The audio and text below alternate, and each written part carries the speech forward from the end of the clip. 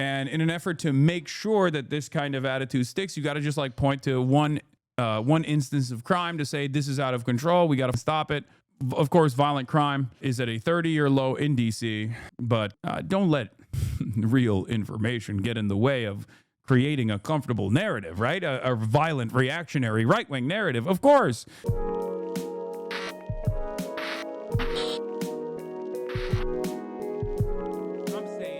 All right, so Trump is deploying National Guard to D.C. and also placing the police under federal control. All of this started because of Big Balls. Big Balls was beaten up by a group of rowdy teenagers, according to the police.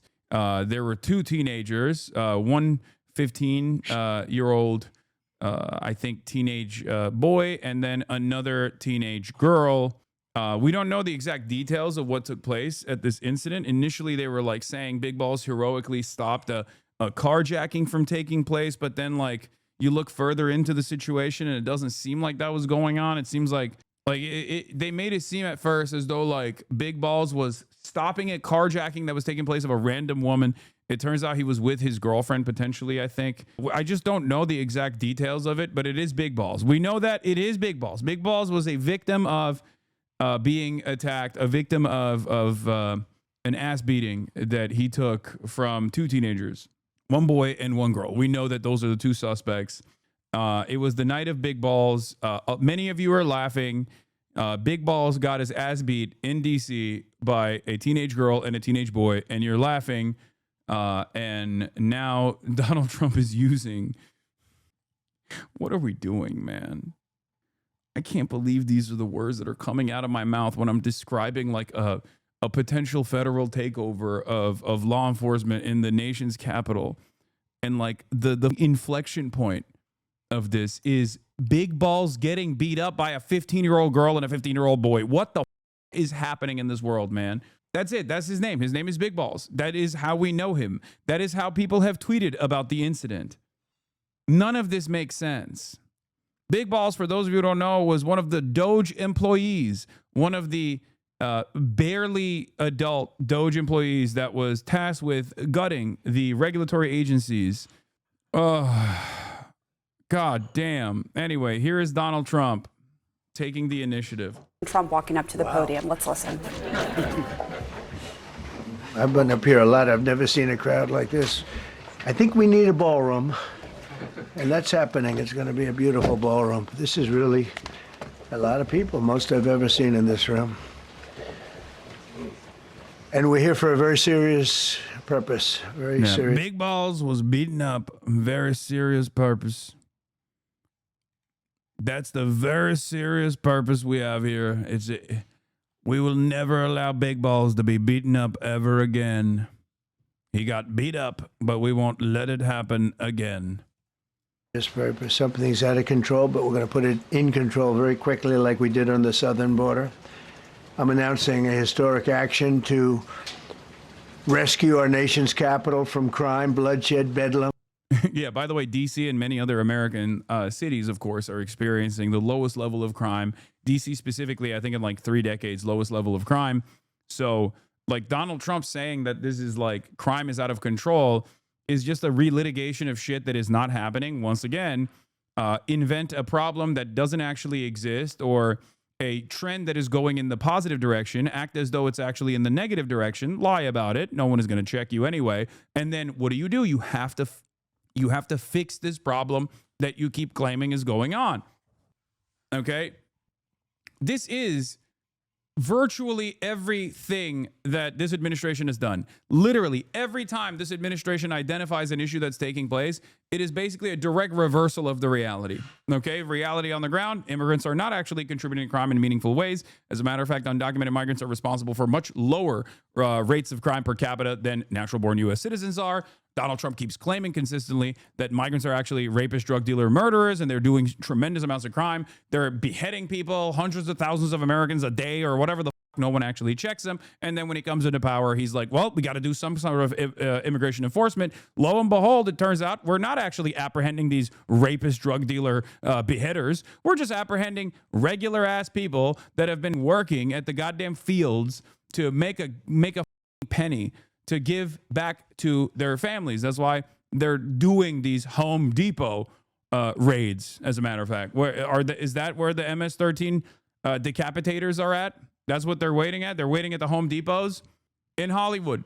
There's a Home Depot. There's a bunch of day laborers that are undocumented migrants that are waiting there. You think they're waiting for, what kind of day labor are they waiting for? A decapitation and an assassination contract? Is that why? They're waiting outside a Home Depot for someone to roll up and be like, hey, man, can you please decapitate my enemies? Is that what's going on? No, of course not. It's stupid, because that's not a real problem. Donald Trump invented the problem. Well, Donald Trump didn't single-handedly invent the problem, but he just ran on this being a real issue. And of course, because it's not a real problem at all, you have to turn around and invent a solution, a real violent solution for a problem that doesn't exist. Same goes for crime in DC. Is there crime in DC? Certainly. DC is also a majority black. I mean, it's a very black city, okay? This is part of the reason why Donald Trump wants to do tremendous enforcement in DC. There's also obviously a housing crisis in DC as there is everywhere else. So there's homelessness there too. And he wants to just like do violent seizures and violent apprehensions in DC. And in an effort to make sure that this kind of attitude sticks, you got to just like point to one instance of crime to say this is out of control. We got to stop it. And it turns out it's two teenagers that jumped big balls. That is the reason. Yeah, of course, violent crime is at a 30-year low in DC.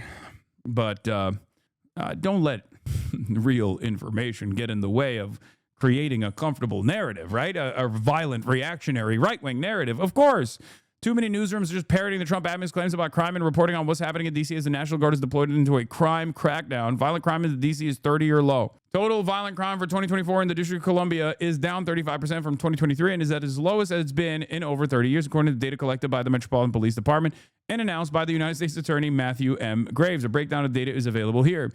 In addition to overall violent crime reduction, homicides are down 32%, robberies are down 39%, armed carjackings are down 53%, assaults with a dangerous weapon are down 27% when compared to 2023 levels, with the district reporting the fewest assaults with dangerous weapons and burglaries in over 30 years. That's where we're at. It's like, crime is out of control. Look at how many black people are around. That's basically what it is. You know, do not let actual information, the truth, empirical evidence, and all the other gay woke shit like that get in the way of crafting a right-wing narrative that justifies the military coming in and I guess like doing violent seizures and violent crime tackling. Okay, fake stats are woke, they're gay, it's made up. That's basically what it is. Okay, it's also, we're in a permanent state of like, what are you gonna do about it with this administration? So, you know, they don't even care. They don't even care about this. And squalor and worse. This is Liberation Day in DC, and we're going to take our capital back. We're taking it back. Under the authorities vested in me as the President of the United States, I'm officially invoking Section... What changed reduced crime so substantially? Crime rates increased dramatically due to COVID instability, and then it's normalizing once again. That's what's the major factor here. That's it. That's all it is. Crime has been on a consistent downtrend for decades at this point. What these guys mean when they talk about crime, what they mean is visible poverty, okay, homelessness, and you know, storefronts closing down, shit like that, which is a direct product of bad policy. And the only way to tackle that issue is by doing good policy that actually improves the material circumstances of working class Americans. But obviously they won't do that because that's extra woke and extra gay, extra socialist, right? So they have to do like violent apprehension, which is fascist. It's on the exact opposite front. Not to get all blue and on, but this feels like a practice run for eventually declaring martial law nationwide. Oh, for sure. Abso-freaking-lutely. That's not even, I don't think that's blue and on at all. It's very obvious that this man wants to federalize the National Guard in every state he possibly can, specifically blue states. Red states will obviously implement the National Guard at the Trump's behest regardless. And he wants to violently and forcibly go through this process and take control over every single country. It's interesting because like there is no There is no sophisticated false flag operation or a psyop that they're implementing. They're basically just saying there's no need for it anymore. You can just have Donald Trump say there's a lot of crime happening in this area, so we have to literally use the military to stop it. And people will go, okay, I guess we do. Like, there's no need for any sort of, there's no false flag operation. There's no like, CIA comes in and like it does some kind of like intervention or whatever. The president just says it. There's no pushback from the media ecosystem. So obviously, whatever he says goes. And before you know it, you're like, I guess we just have military on the streets. Great.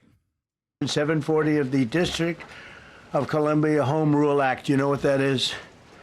And placing the D.C. Metropolitan Police Department under direct federal control, and you'll be meeting the people that will be directly involved with that.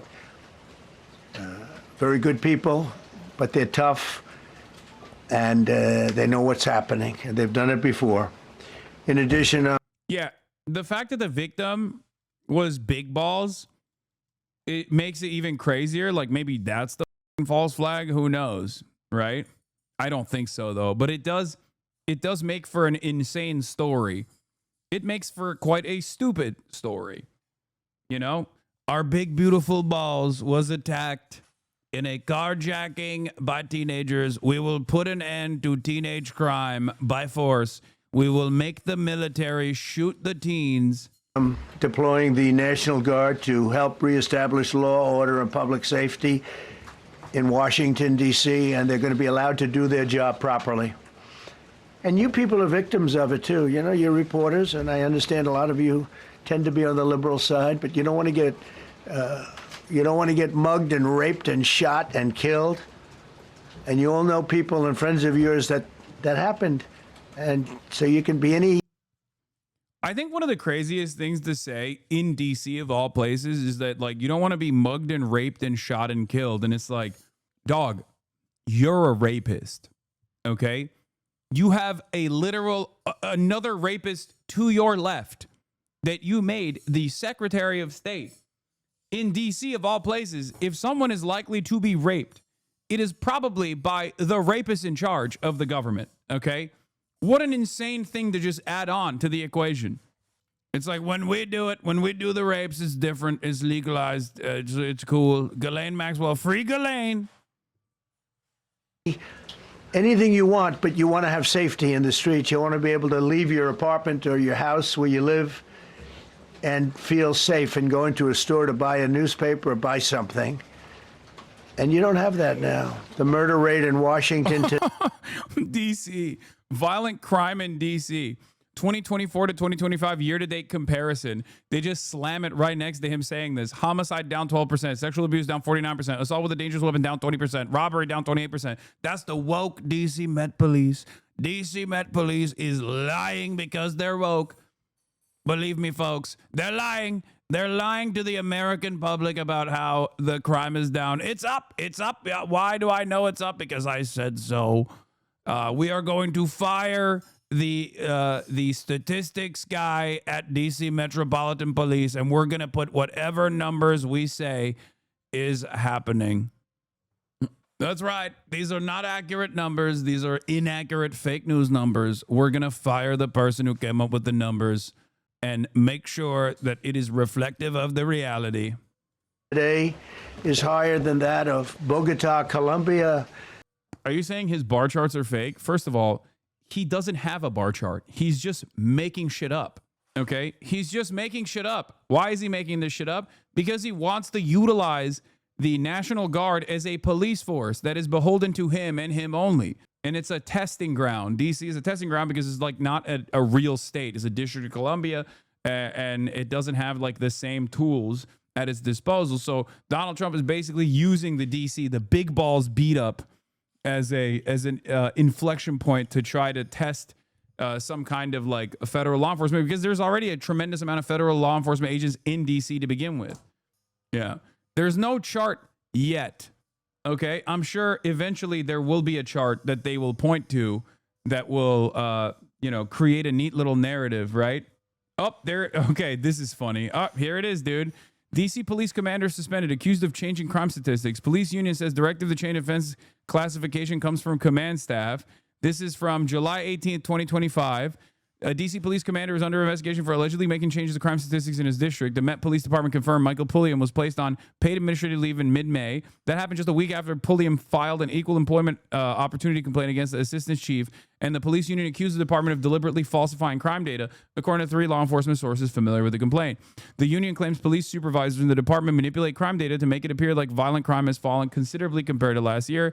Pulliam, the former commander of the 3rd District of Patrol's Adam Morgan in Columbia Heights, was placed on leave with pay, and he was told he was under the investigation for questionable changes to crime data. 5 law enforcement sources familiar with the investigation told News 4. That came about a week after he filed a complaint against Executive Assistant Chief of Police Andre Wright, according to 3 law enforcement sources familiar with the complaint.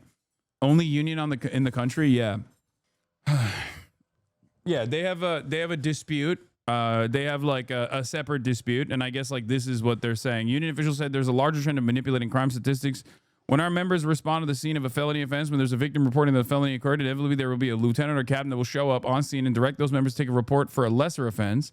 Fraternal Order of Police Chairman Greg Pemberton said. So instead of taking a report for a shooting or a stabbing or carjacking, they will order that officer to take a report for theft or an injured person to the hospital or felony assault, which is not the same type of classification. Wouldn't that also increase other crime rates, though, if that was the case? Like the lesser crimes that take place, but crime is down across the board. So how does that make sense? Are they just lying? If that was the case, then certain types of crimes that are lower offenses than like, you know, aggravated assault with a violent firearm as opposed to like a misdemeanor, that would increase, but they're all decreasing. Because this is different than like, oh, massaging the numbers. The police department's command staff is focusing on 2 categories in order to get the numbers to fall, Pemberton said: armed with a dangerous weapon and injured person to the hospital. When management officials are directing officers to take reports of felony assault, if they're going back to the police databases and changing offenses to felony assault's not a category of crime that's listed in the department's daily crime stats. It's also not something that's a requirement of the FBI's Uniform Crime Reporting Program. So by changing criminal offenses, for example, ADW bat or ADW assault with a deadly weapon gun to a felony assault, that would avoid both the MPD and FBI reporting as a part of the felony offense. Here's the chart they were passing out. Oh, so they do have a chart. White House handouts passed out to reporters ahead of President Trump's news conference on DC crime. This is the chart. Washington, D.C. will be liberated today. Crime, savagery, filth, and scum will disappear. I will make our capital great again. Holy he is so insane.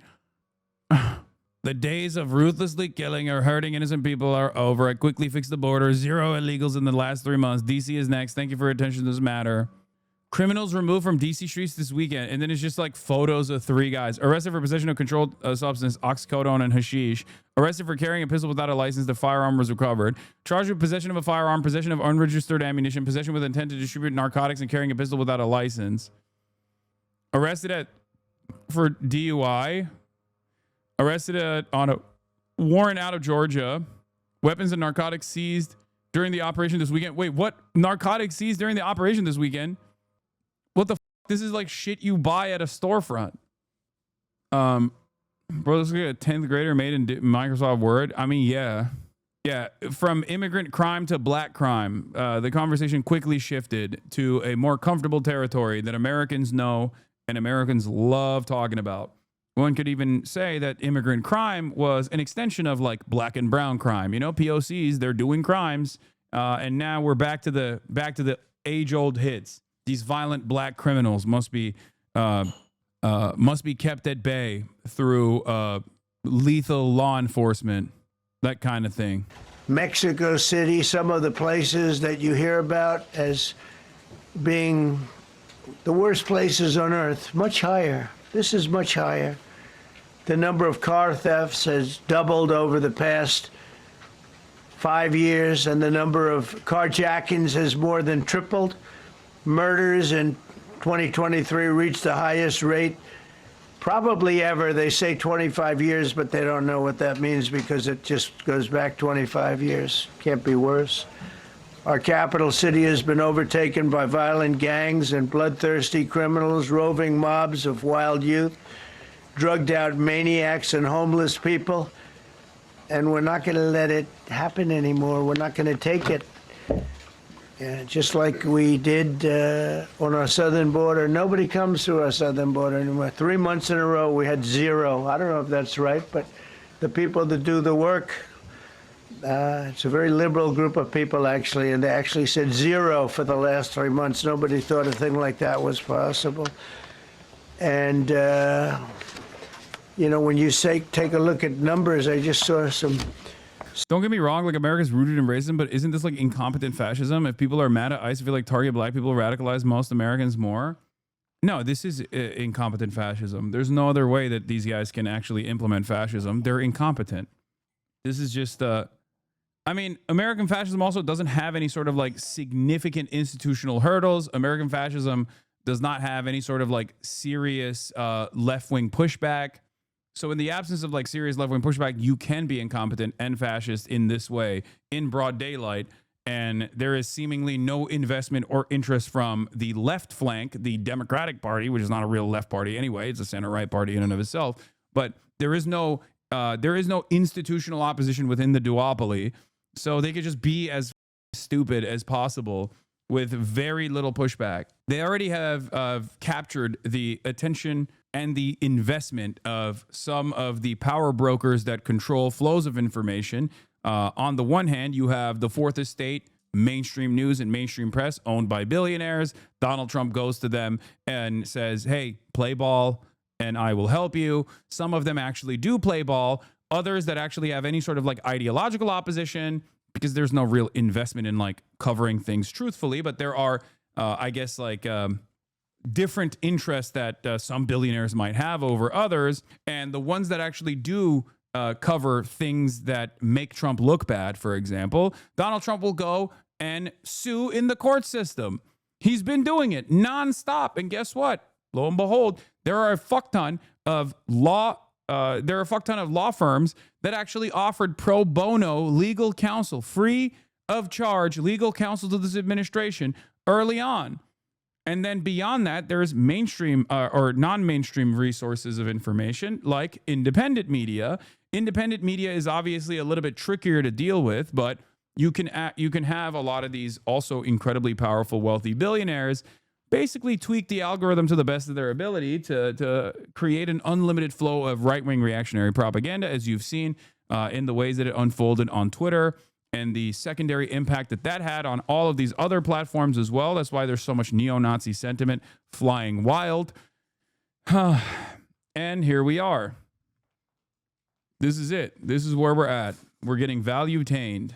Some charts. These are different cities throughout the world.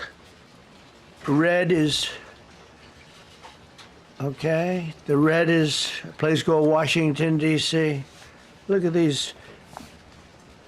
Baghdad is, we doubled up on Baghdad. Panama City, Brasilia, San Jose, Costa Rica, Bogota, Colombia, heavy drugs. Mexico City, I mentioned, Lima, Peru, all double and triple what they are. So do you want to live in places like that? I don't think so. I don't think so. And I think the people in this room, if you wrote correctly, you'd see, look at the kind of numbers we have. D.C., 41 per 100,000, number one that we can find anywhere in the world. Other cities are pretty bad, but they're not as bad as that. That where you want to live? The reporters of the world? Juvenile offenders and crimes against persons, as they say. It's getting worse. Not getting better, it's getting worse. And we had a recent indication. There was a story about a man who was just left. He quit because he was asked to do phony numbers on crime. And we're going to look into that. I think Pam is going to be looking into that. But he was asked by the city, I guess, that we don't want to show the real numbers. Let me do numbers so it looks like it's going down. Not going down. And under Biden, it was a disaster. And nobody did anything about it. We're going to do things about it like you wouldn't believe. It's time for dramatic action. We're going to do the same thing over here. It's going to be a very safe city very soon. We're not looking to take years, because a lot of people die in years. And we've got incredible people in this country, except we have to allow them to do their job. And that we will deliver like nobody's ever delivered before. I actually think it's easy. You know, if you're competent, it's easy. If you're incompetent, it's impossible. But I'm very competent. Last week, my administration surged 500 federal agents into the district, including from the FBI, ATF, DEA, Park Police, the U.S. Marshal Service, the Secret Service, and the Department of Homeland Security. You know, a lot of nations, they don't have anything like that. They got some police, and they're rough police. They don't have DEA, ATF, FBI, Park Police, the U.S. Marshal Service, Secret Service, Department of Homeland Security. They got some police, but they're rough police, and they do their job. They don't have crime. We're not going to have crime either. They made dozens of arrests, and that's what starts to happen. Again, cashless bail. Watch what we do with that. Today, we're formally declaring a public safety emergency. This is an emergency. This is a tragic emergency. And it's embarrassing for me to be up here. You know, I'm going to see Putin. I'm going to Russia on Friday.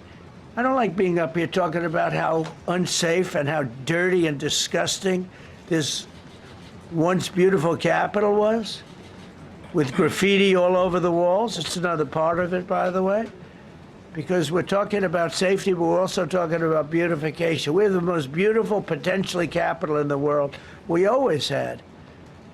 But people come from Iowa, they come from Indiana, they come and then they get... This is a great question. Where is it? Someone said, after the second time, how can people still believe what he's saying? Where did it go? I can't find it.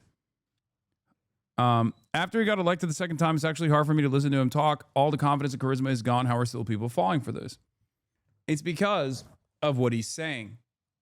If you noticed, what he's saying is something that many right-wing politicians have said since the inception of the American state. The notion that, like, black and brown people are scary and they're ruining our big, beautiful cities. It's just a more modernized version of it. So you don't really need a lot of charisma when there is already, centuries of delicately crafted anti-black propaganda, anti-brown person, like these guys are different than us, type of propaganda that he can just like rely on. It's not just Fox News. This is far before Fox News. That's why I say like anti-blackness is fundamental. It's foundational to American societal development. So all he's basically doing is relitigating that same exact fear that many Americans have, and that's all they need to hear. They see it as him truth telling. Do you understand? And it's also like a bunch of other boomer problems as well. I mean, if you notice, he's like talking about the beautification of the city by like tackling graffiti. Like, no one under the age of 35 is going to look at that and be like, wow, I'm glad that they're tackling it. Like, that's not a significant problem facing any American, not even 35, under the age of 45. Who gives a if there's graffiti everywhere? Are you kidding me? Make affordable housing happen, okay? People can't live in homes, and you're talking about like people vandalizing the beautiful city with graffiti. No one cares. I don't care. Graffiti is so not an issue that I would say that like in the millennial generation and onward, people literally commission graffiti artists to do like murals and shit. It's over. Like that's not a real point of contention at all for many people. The reason why he's doing that is because he's an old dipshit, and he is commanding the attention of other old dipshits who do care about that sort of thing and think like, oh my God, it's riddled with crime. Yeah, the pull up your pants caucus celebrating is right. That's exactly what's happening here. We're going to make it illegal to have your pants sag. That's right. It's no longer a thing. Because, like, remember, guys, a lot of racialized language in this country is insidious. It's like hidden. It's not, it's something that most people tune into, but refuse to acknowledge as like racialized. You can't just like straight up slam the N-word into your propaganda because people will go, oh, that's a bridge too far for me. But if you hit it from different angles, like saying that they're thugs, saying that there's a lot of crime that they are doing, saying, you know, at different times, there has been different versions of relitigating this same cycle, the same understanding that like black people are violent savages who are constantly doing crime and must be violently put down with a veneer of plausible deniability. Then you can get away with it. Mugged? Not going to happen. Keep coming, because by the time you get your trip set, it's going to be safe again, and it's going to be clean very quickly. We're going to replace the medians that are falling down all over the roads. We're going to replace the potholes. We're going to put a nice new coat of asphalt over the top. No, we don't have to rip the road out and spend 7 years building a new road because they cut everything. Because some designers said, well, we need 1/4 of an inch more turn for safety reasons. No, we're going to do it right. We're going to get it done quickly. So today we're declaring public safety emergency in the District of Columbia, and Attorney General Pam Bondi, who's fantastic, is taking command of the Metropolitan Police Department as of this moment. And I'll be making the appropriate notifications to Congress and to the mayor, our new DEA administrator, who's one of the top in the country. He better be Terry. If you're not, I'm going to get rid of you so fast. Terry Cole. Terry, thanks. Very good. We just got him. Most highly recommended person. Bro, why can't you do something about a real issue instead of making everything worse? What do you mean? That's the whole principle behind reactionary politics, and it's looking at the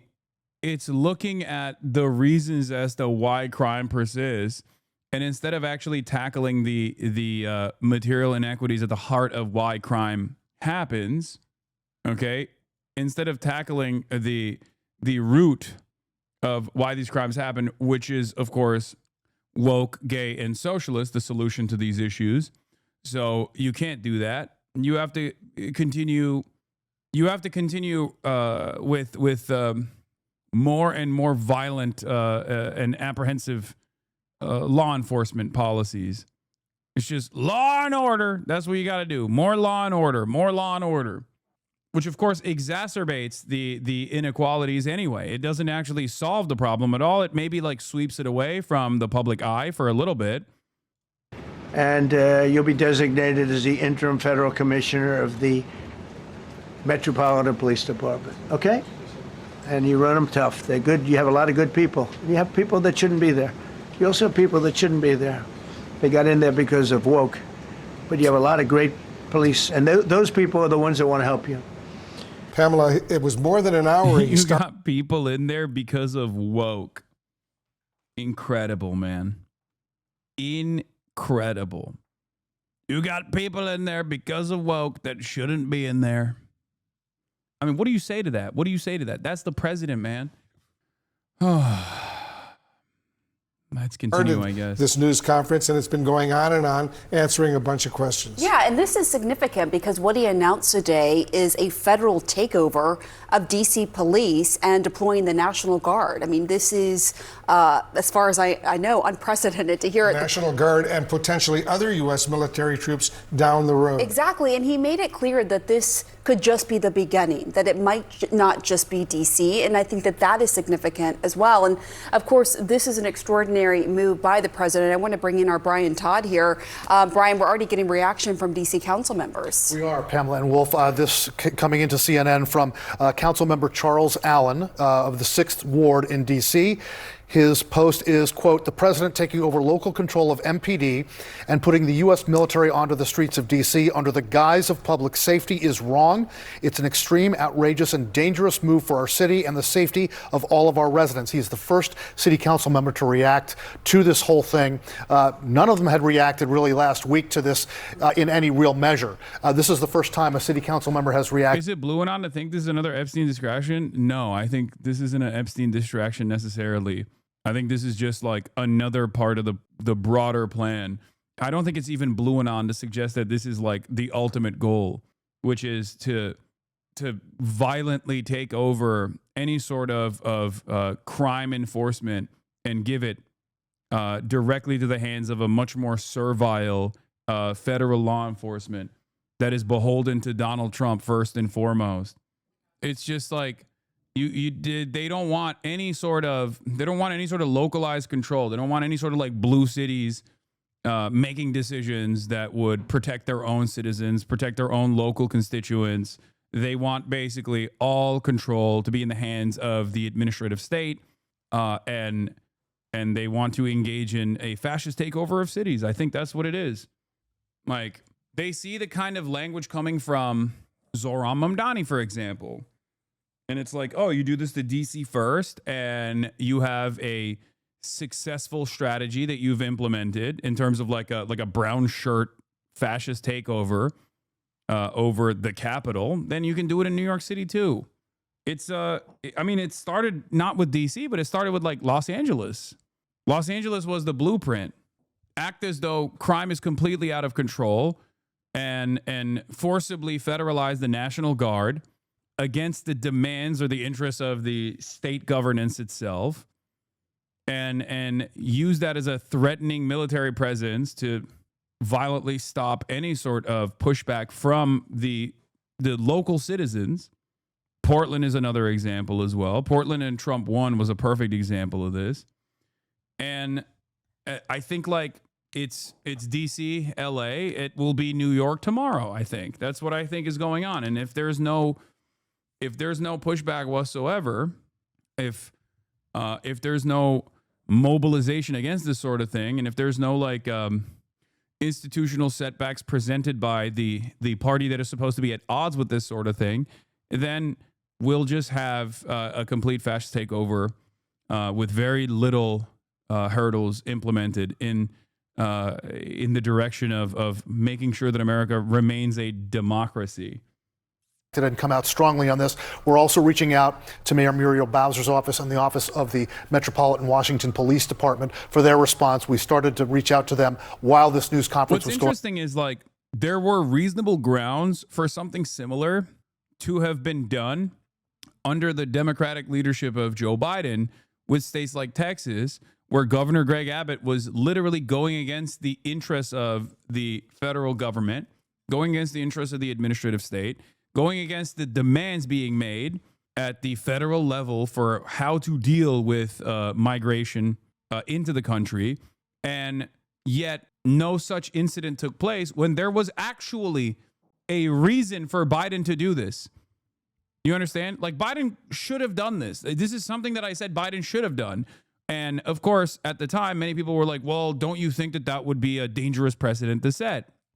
No, because if a state is deciding that they're just going to violate the aspects of the federal government that have full control over, like immigration, for example, and they're just going to seemingly decide on their own what to do, and then they're going to do human trafficking, which is what Greg Abbott and Ron DeSantis famously did when Biden was president, then you have to punish them. Otherwise, if you don't punish them, they're just going to continue doing it.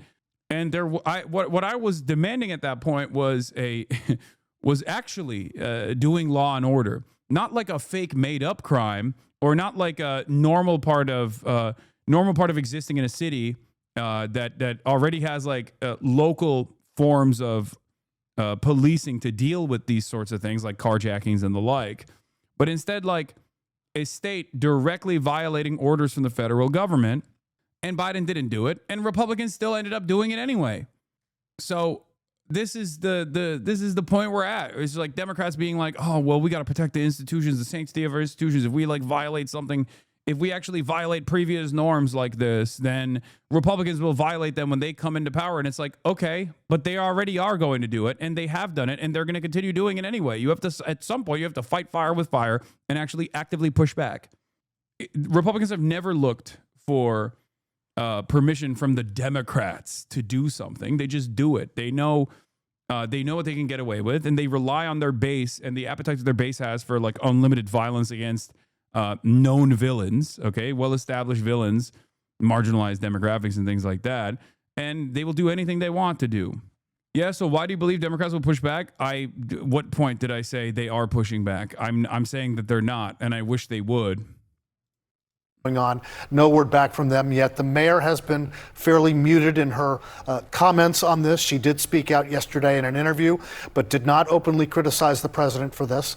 It's an extraordinary move. We have to point out, never before in American history has a U.S. president taken over control of the Metropolitan Washington, D.C. Police Department. How is this going to work on the streets? How is it going to work from a command and control standpoint? That is a huge, huge question. And of course, his threat to do this in other cities, we'll see how that plays out. I think you got to see how it really plays out here first. Right, and we should also note that he talked about moving the homeless population in D.C., right. Thousands of people far away without offering those specifics. He didn't say where they were going. I want to bring in our senior White House reporter, Kevin Liptak. Kevin, you've been monitoring this very, very closely. What jumps out at you? Yeah, and I think the president's steps here to federalize the D.C. police force certainly very significant. What we didn't hear from the president was how long that would last. You know, the statute that he's using, the D.C. Home Rule Act, allows for initial federalization for 48 hours before notifying Congress. He said that he was doing that. So beyond that, we don't know exactly how long it would last. The other thing that stuck out was the president raising open the possibility that he would use active duty troops as part of this effort, saying that they would be ready as needed to join the federal or National Guard to help support law enforcement in the city.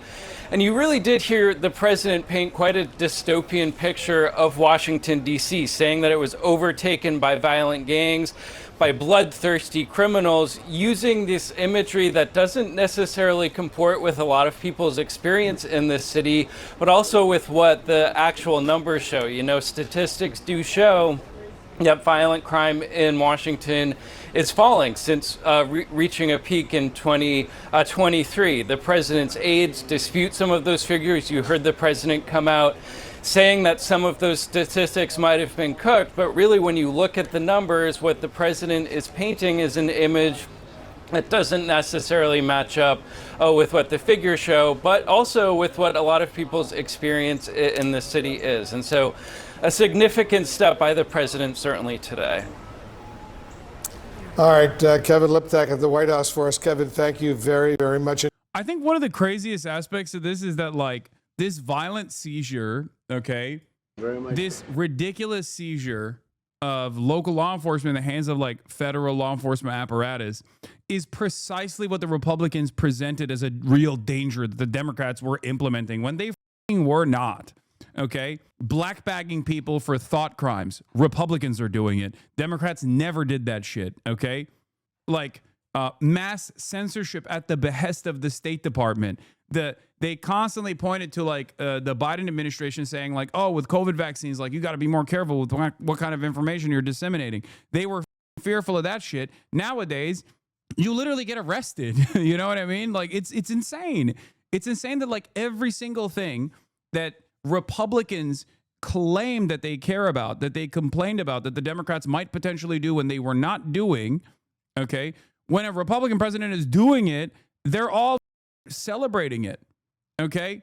Black bagging people for thought crimes, literally happening in this goddamn administration. No issues whatsoever. The idea that like the idea that like, oh, there's a pedophilic elite that are being protected by the administration in charge. Okay, look at Donald Trump. He's going to give a pardon to Ghislaine Maxwell, or at least like lenient sentencing to Ghislaine Maxwell. It's already started in exchange for a false confession presenting her as the singular person that can, reveal information about an investigation that the administration is suppressing.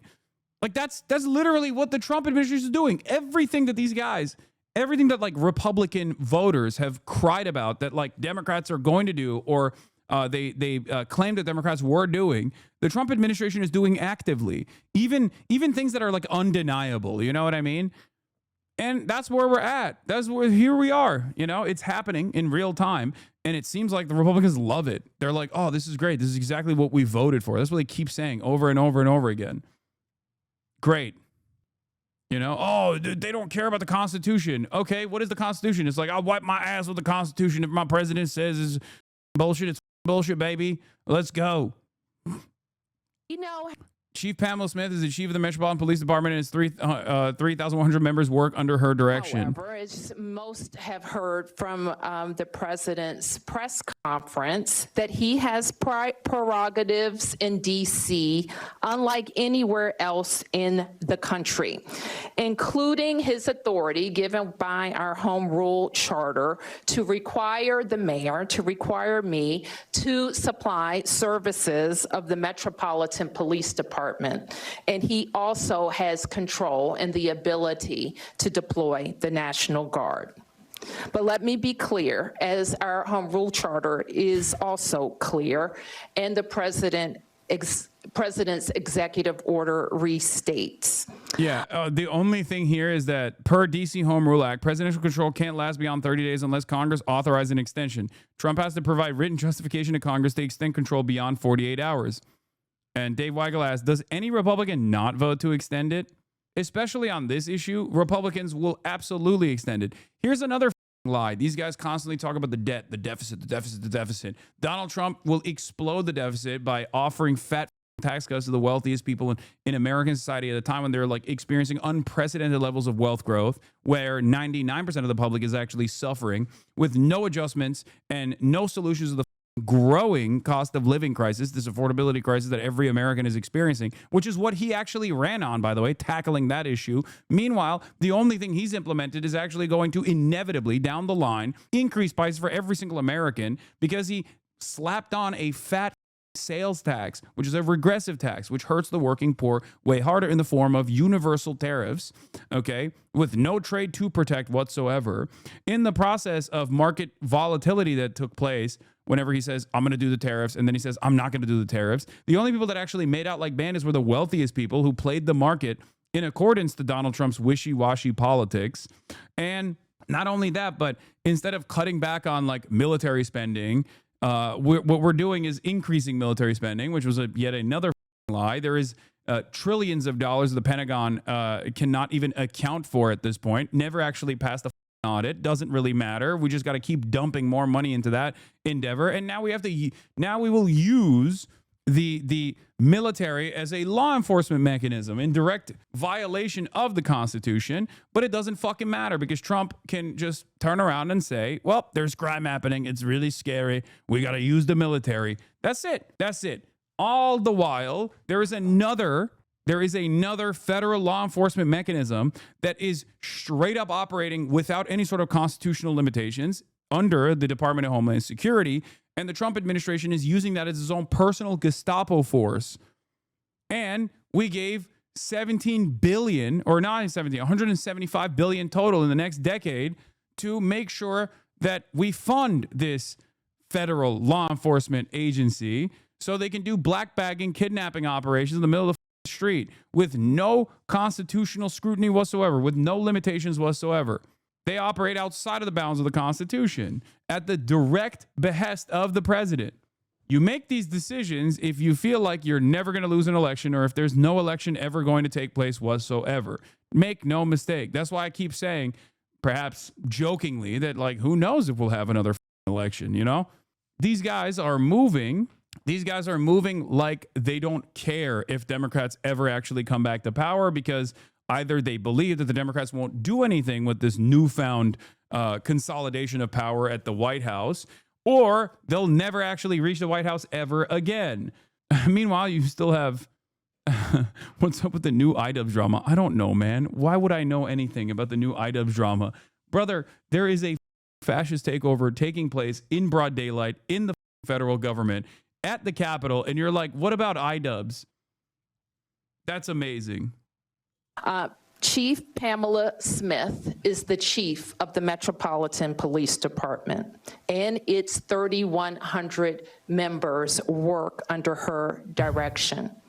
The Home Rule Charter requires the mayor to provide the services of MPD during special conditions of an emergency, and we will follow the law.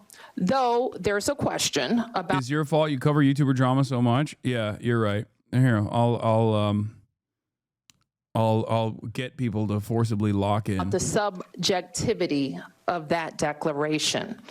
In fact, the chief has already provided a high-level liaison.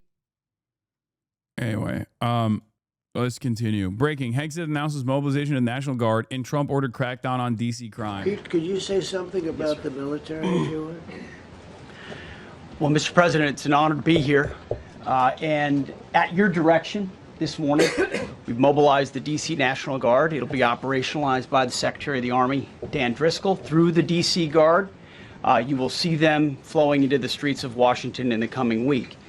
At your direction as well, sir, there are other units we are prepared to bring in. Other National Guard units, other specialized units.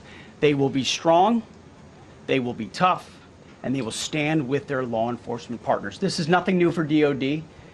As the President noted, at the border, we've got 10,000 troops down there who've been operating in defense cooperation areas, defense zones, where there's zero illegal crossings because of troops on strikers scanning the border. We've been protecting other people's borders for 20 years. It's about time we protect our own. And we're working with ICE and CBP. In Los Angeles, we did the same thing, working with the California National Guard, working with ICE officers. ICE officers deserve to do their job and not be attacked. We will work alongside all DC police and federal law enforcement to ensure this city is safe, this city is beautiful. And as I always say about President Trump to the troops, he has their back. And my message to the National Guard and federal law enforcement in Washington is, we have your back as well. Be tough, be strong, we're right behind you. Thanks, Mr. President. I'm going to ask Pam. Good, if we could keep the first questions perhaps to this subject, and then we'll go on to a few others. Please. Mr. President, thank you so much. Can you talk about— Remember when Hegseth was told to stay home during J6 because he has Nazi tattoos, and even his command knew they were a red flag? Certainly nothing of concern now that he's doing martial law in the same city we are in hell. Yeah, I mean, that was like a big part of the reason why he became the Secretary of Defense, because Donald Trump heard that story and was like, that's exactly the kind of guy that we need to have running the military. That's real, by the way. That's a real story. Pete Hegseth is a part of the National Guard, okay, at the time. And because he has like a Templar tattoos and like Crusader tattoos and shit, they're like, hey, you can't be a part of the security detail. You have Templar tattoos. That's insane. So he takes that personally, and he wrote an entire book about it. And now, now he's at the now he's at the tippy top. It's just tattoos, Hasan. Yeah, exactly. No, it's just us. Yeah, when people have like swastikas and shit, it's just a tattoo, bro. It's not like the actual tattoo. It's what the tattoo is, the meaning behind it, how personal of an issue this is? You talked about flying over the Washington Monument and seeing the pride of what DC is. And do you believe that the status of the city, the cleanliness, the way that crime is low, is a direct reflection on how the country is run? Yeah, I do. I think the Capitol, look, everyone comes here. They're all coming. All the leaders, they're all wanting to come. And I say it, I've said it again, but I'm really just quoting. For years and years, I have warned about this. I said over and over again that if the opposition party that was in charge at the time does not create a counter messaging campaign that is dedicated to calling into question the right-wing hysteria and the right-wing panic surrounding the crime wave, then this is the only thing that people will remember. and they will be infinitely more susceptible to this kind of hysteria when the Republicans inevitably come back in charge and they actually do the violations, they actually do the crimes to stop a crime wave that they have whipped up. And of course, they didn't do that. Instead, they fell mercy to the right-wing reactionary sentiments surrounding big crime in big blue cities. And they themselves were like, we got to do something about it. More apprehension is a necessity. More violent enforcement is a necessity. And here we are. You can trace this with even the pro-Palestinian student encampments and the pro-Palestinian movement that took place after October 7 and the ways in which the Democrat-run government actively tried to suppress these movements and fell mercy to the media hysteria that was whipped around the notion that these insanely peaceful student protests that were on the right side of history were actually barbaric, monstrous anti-Semites, even though it was a lot of these protest movements are also led by Jewish students themselves. Okay. There were 3,500 arrests of student protesters under the Biden administration. What do you think happens when Trump comes into office? Of course, he's going to escalate the problem. Of course, he's going to push it even further. That's it. Part of that is because the Democrats also don't mind this kind of fascist takeover. That is the reality, okay, for a lot of these issues, especially when it comes to Israel. Democrats would rather have Americans shut the fuck up than to actually listen to the reasonable voices coming from their own constituencies, the reasonable voices demanding positive change in this direction, because it is a utterly immoral circumstance that they've created, a genocide that is unfolding with American weapons, with American protection, and with American legal cover. But this is simply one issue that is a glaringly obvious issue, okay, that I'm using to show that this is an emblematic problem within the Democratic Party's infrastructure as well, okay? The idea that like they bear no responsibility for the shit that Trump administration is doing when they literally set up the grounds, they set up the environment that the Trump administration is taking advantage of, it's important to address. It is important to address. Other leaders from NATO, from the Middle East, King of Saudi Arabia, Qatar, UAE. I was over there. We brought back $5.1 trillion of investment into our country. But a month and a half ago, I was at NATO. We had a great thing. They agreed to put up 5% instead of 2%. 2% they didn't pay, 5% is already paid. We had a great meeting, and they all said the same thing. They said our country was dead. They thought our country was gone. 1 year ago, they said your country was dead. And now you have the hottest country anywhere in the world. We do. We're the hottest country in the world right now. Still the hottest. The tariffs have helped. It's given us not only the money, it's billions, trillions of dollars of money, but it gives us great power. It's also crazy because it's like so, like the promotion of this is so objectively stupid, like dumber than ever before. Even previous Republican administrations would probably try to massage the narrative a little bit. Like they wouldn't just be like, it's woke, it's gay, we are so hot, we're hot, hot, hot. We're doing the crimes, we're stopping the crimes because crime is woke. You know, there is no, like, discourse is unwinding as well. It's just another aspect of like the anti-intellectualist wave that we are seeing, where people are just like, where people are basically saying like, no, it's more truthful and more honest that you don't even make like a reasonable effort to shelter the public. You don't even make a reasonable effort to try and propagandize your position. You just say it's woke and that's it. Oh, we're cutting $800 billion in Medicaid. Why? Because Mexicans are getting that Medicaid. It's not true, but it doesn't matter. As long as people believe it, who cares, right? And as long as there's no counter messaging on this agenda, as long as there's no counter messaging from the Democrats that are just like fully grabbing onto these different aspects, and one might even say there's too much unwinding of the systems to be able to tackle any part of it efficiently. And there is some truth to that, but there is no decent pushback against any of this stuff either. Power over enemies. We solved 5 wars with Pakistan and India. We just solved one. Azerbaijan and as you know, in Armenia. A war was raging for 37 years, and the two leaders got up and they said, we never thought this would be solved. Russia tried to solve it. They all tried to solve it. It was a very tough situation, but we got it done and got it done. And I said to the two men, I said, are you guys friends? And they had a hard time. You know, they've been killing each other for 37 years, right? One was there 5 years, one was there for 22 years. He said, my whole life I've been fighting this war, and you got it solved. But we did many of those. We did in the Congo and Rwanda. That's been going on for 30 years. 8 to 9 million people killed that they know of, but it was raging, and we got that solved. We got a lot of it done. It's a great honor.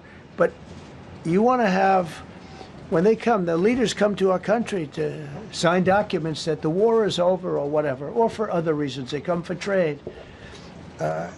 And you want them to come through so beautifully. You ride down those roads, everything should be perfect. You shouldn't have medians falling down into the roadway. Median, you know, the metal things that are always, somebody had a great lobbyist, because I've never seen them look good. I've been looking at those things with the little, right? They're always broken and bad, but here they're really bad. And we're going to either put new or fix it, and it's not expensive. It's not really expensive. And we're going to fix our roads a little bit. We're going to clean up our sidewalks. You have countries where every Saturday the people go out and they wash their sidewalks in front of their stores or their houses. They scrub their sidewalks. So we aren't quite at that level yet. Oh my God, dude. On the one hand, you're talking about like unprecedented levels of murder taking place, which require the actual military. Okay? The actual military. On the one hand, that's the reason for why they're deploying the military. On the other hand, he's like, well, they're scrubbing the sidewalks. We got to use it. Like, really? You think we need to use the National Guard to stop people from doing graffiti on the sidewalks? Like how is that in the same zip code? It's like talking about nuking DC. We got to nuke it. There's too much graffiti. There's violent crime, but then also too much graffiti. We got to nuke DC. Yet I don't think, Gaddy, we're not quite there yet, but maybe we will. They go out and they scrub. I think it's so beautiful to hear that and to see those stories. But yeah, what are we going to do? Are we going to get the National Guard to scrub the sidewalks? Because I'm in favor of that, for the record. I think that's a great idea. It's just, I don't think that that's the purpose of the military. I don't think he's going to use the military to do that. We're going to make it clean. But just to finish with your question, it's a very, very strong reflection of our country. And when they see a bad city, you know, my father always used to tell me, I had a wonderful father, very smart. And he used to say, son, when you walk into a restaurant and you see a dirty front door, don't go in. Because if the front door is dirty, the kitchen's dirty also. Same thing with the Capitol. If our Capitol's dirty, our whole country is dirty, and they don't respect us. So it's a very good question, actually. Okay. This is yet another instance where the Republican administration is pointing to like a real issue, right? But their solution is insane. City beautification is a good initiative. I am in support of that. Our cities are dirty. But the solution to that is increasing public sanitation jobs, good paying unionized jobs. That's what you're supposed to do. That is what every single capital and every single big city has done throughout history. Okay? You look at Japan, you look at any country where there is a major city where there's issues with sanitation, you have, or no issues with sanitation, where the cities are actually cleaner. Look at China. China is a great example of this. Chinese cities are packed with that are constantly keeping the city clean. Okay? That's not what he wants to do. Like, it's a reasonable, it's a problem for sure, but his solution has nothing to do. His solution has nothing to do with the actual issue that he's presenting. It's so dumb. Sorry. Question for you on the specific issue. do you expect more cities to follow DC's path if this goes through? So the idea is that Chicago, LA, San Francisco, would they expect similar action to what we've seen in DC? And the other question, sir, there's reporting that the administration is going to reclassify marijuana. Would that send mixed messages that if marijuana is okay, some drugs are okay, but we're trying to clean up crime? How do they go hand in hand? We're only looking at that. That's early, but somebody. Conservative politics is simple. Either you create a fake crime, or you create like a fake problem, okay, by directly distorting the stats, or just straight up lying about the stats. Immigrant crime panic is one great example of this. Or you point to a real problem that exists, like, I don't know, not having like adequate funding for sanitation, and the consequences of that is just like there's trash everywhere, right? Like, and your solution to both of these, both imagined and real problems, is completely insane and has nothing to do with solving the problem whatsoever. Because the solution always is more militant enforcement. There's just more people that we can put in jail. It's not enough that we already have a profoundly violent local law enforcement apparatus, but we need to use an even more violent organization that is not tasked with domestic law enforcement capabilities at all. We got to use them now to just terrify people. Supported it, which is fine. We're looking at it. Some people like it. Some people hate it. Some people hate the whole concept of marijuana because if it does bad for the children, it does bad for people that are older than children. But we're looking at reclassification, and we'll make a determination over the next few weeks. And that determination hopefully will be the right one. It's a very complicated subject, the subject of marijuana. I've heard great things having to do with medical, and I've had bad things having to do with just about everything else. But medical and, for pain and various things, I've heard some pretty good things. But for other things, I've heard some pretty bad things. The other part of your question, I mean, we're just going to see what happens with it all. We're going to have a tremendous success in what we're doing. Other cities are hopefully watching this. They're all watching, just like everyone's watching. This is it. This is the real shit. Okay, notice what he says here. This is the real purpose. Other cities, specifically blue cities, better take note of what we're doing here because we're coming for you as well. I live in Los Angeles. I've already experienced a version of this here in my backyard. Okay? Federal government does something. Federal government leads by this insane hysteria of like rapist, criminal, drug dealer, migrants. Okay? Then they implement the federal law enforcement apparatus that works outside of the confines of the Constitution to violently rip families apart. There is a lot of animosity against this decision. People actually mobilize to protest these decisions, to disrupt these operations because the politicians are not doing shit. Okay? And then he sends in the military to stop the mobilization. There is, I will say this. There is a reason why he doesn't do this kind of stuff in red states to the same degree that he does in blue states. Because obviously his base lives there for the most part, and they would get incredibly resentful and incredibly angry at Trump if he were to do these exact same operations. That's why he's like focusing all of his efforts on California and New York. There are plenty of undocumented migrants that live in Texas. There are plenty of undocumented migrants in Florida.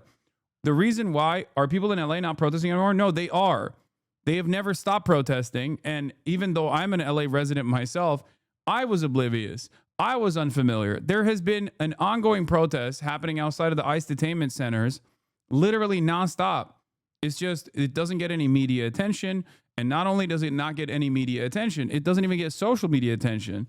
That's the reason why, like, on TikTok, there's a hashtag LA Music Festival where people constantly talk about, like, how there's a 24/7 music festival happening in Los Angeles.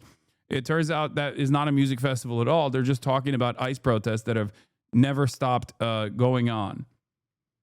Here, they're all watching, and maybe they'll clean up, and maybe they'll do this and get rid of the cashless bail thing and all of the things that caused the problem. I mean, if you go back, this whole thing with cashless bail is a disaster.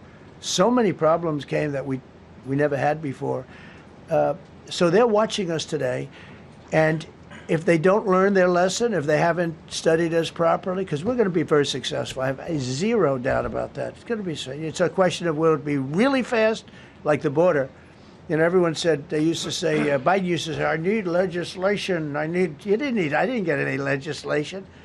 I called up our people, and we did a great job. Yeah, look, he's not wrong. Biden said, I need legislation. I didn't need legislation. He's right. He's right. It turns out you don't actually need it. You just need to just kind of do it. That's why I kept saying over and over again throughout the Brandon regime that he should behave in the way that like Republicans do, but for good rather than for evil in the simplest terms. Democrats are too afraid of shaking things up. Tom Homan was great. As you know, our secretary did a great job. They did a great job. There's no games. They didn't play games. And we're going to have the same thing here. But then I'm going to look at New York in a little while. Let's do this. Let's do this together. Let's see. It's going to go pretty quickly. And if we need to, we're going to do the same thing in Chicago, which is a disaster. We have a mayor there who's totally incompetent. He's an incompetent man. And we have an incompetent governor there. Pritzker's an incompetent. His family threw him out of the business, and he ran for governor. And now I understand he wants to be president. But I noticed he lost a little weight, so maybe he has a chance. You know, you never know what happens. But Pritzker's a gross incompetent guy, thrown out of the family business. But when I look at Chicago and I look at L.A., if we didn't go to L.A. 3 months ago, L.A. would be burning like the part that didn't burn. If he would have allowed the water to come down, which I told him about in my first term, I said, you're going to have problems. Let it come down. We actually sent in our military to have the water come down into L.A. They still didn't want it to come down after the fires. But that was it. We have it coming down. But hopefully L.A. is watching. That mayor also. The city's burning. They lost like 25,000 homes. I went there the day after the fire. You were there. And I saw people standing in front of a burned down home. It was, their homes were incinerated. They weren't like, even the steel was literally, it was all warped and literally disintegrated because of the winds and the flame and the whole thing. It was like a blowtorch. They were standing on this beautiful day, maybe a couple of days after. We gave it a little time because what they had suffered. Almost 25,000 homes. And you see what's happening now. They didn't give their permits. I went to a town hall meeting. I said, we're going to get you the federal permits, which are much harder. Almost immediately. Lee Zeldin is a star. He did an incredible job. They have all their federal permits. They don't have their city permits. And the mayor said to me, we think we could have them in 2 years. I was walking down the street, and I met with firemen and police. And I was saying hello to many people that were standing in front of their homes with yellow tape. You can't go in. You can't go onto the lot. And those people wanted to start rebuilding their homes then and there. And the mayor said, we should be able to get them the permits within 2 years. I said, that's a shame. 2 years? Are you kidding? I'm going to get them the federal permit like almost immediately. 2 years. And she roared back, well, maybe 1 year. The place was booing her out of the place. They don't have their permits to build their homes. And now they're talking about putting, this is among the most beautiful areas in the country. Now they're talking about putting low-income housing there. Can you believe this? I love low-income housing. I made money with low-income housing. I built low-income housing. I know more about low-income housing and luxury housing. I know about everything real estate. They want to replace some of those homes with low-income housing. They haven't gotten their permits yet. We've gotten all the federal permits, which are much tougher to get, and it was done almost immediately through Lee Zeldin and Federal Environmental.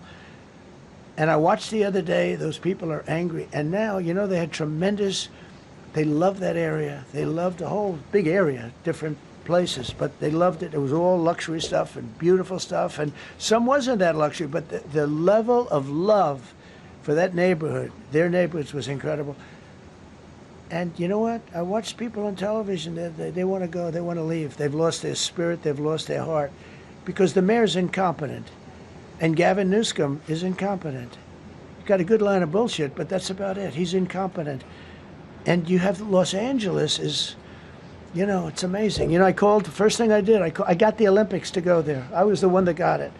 And by a rare thing that happened, I'll be the president. I was very upset because I got the Olympics there and I said I won't be president when it comes, but bad things happened and illegal things happened, really illegal things happened. Do I remember the question? No, I neither does Trump. Neither does anyone in the room. I don't remember the question. When has Trump ever answered a question that was directed? Turns out one good thing was I'm going to be the president for the Olympics for 2050, for 250, which is going to be fantastic, and also for the World Cup. So we have a lot of good things, and I hope 250 is going to be, the 250th anniversary is going to be the best. But when I looked at those people, and I saw last night on television that they still don't have their permits, it's a disgrace what's happened in Los Thank you. It's a sad state of affairs, but the only thing that we can rely on is the consistent ways in which this administration up everything that they're trying to do, because they're so incompetent, because Trump has designed it on the virtues of loyalty rather than the virtues of competence. So they just keep inevitably failing on things that they try to implement.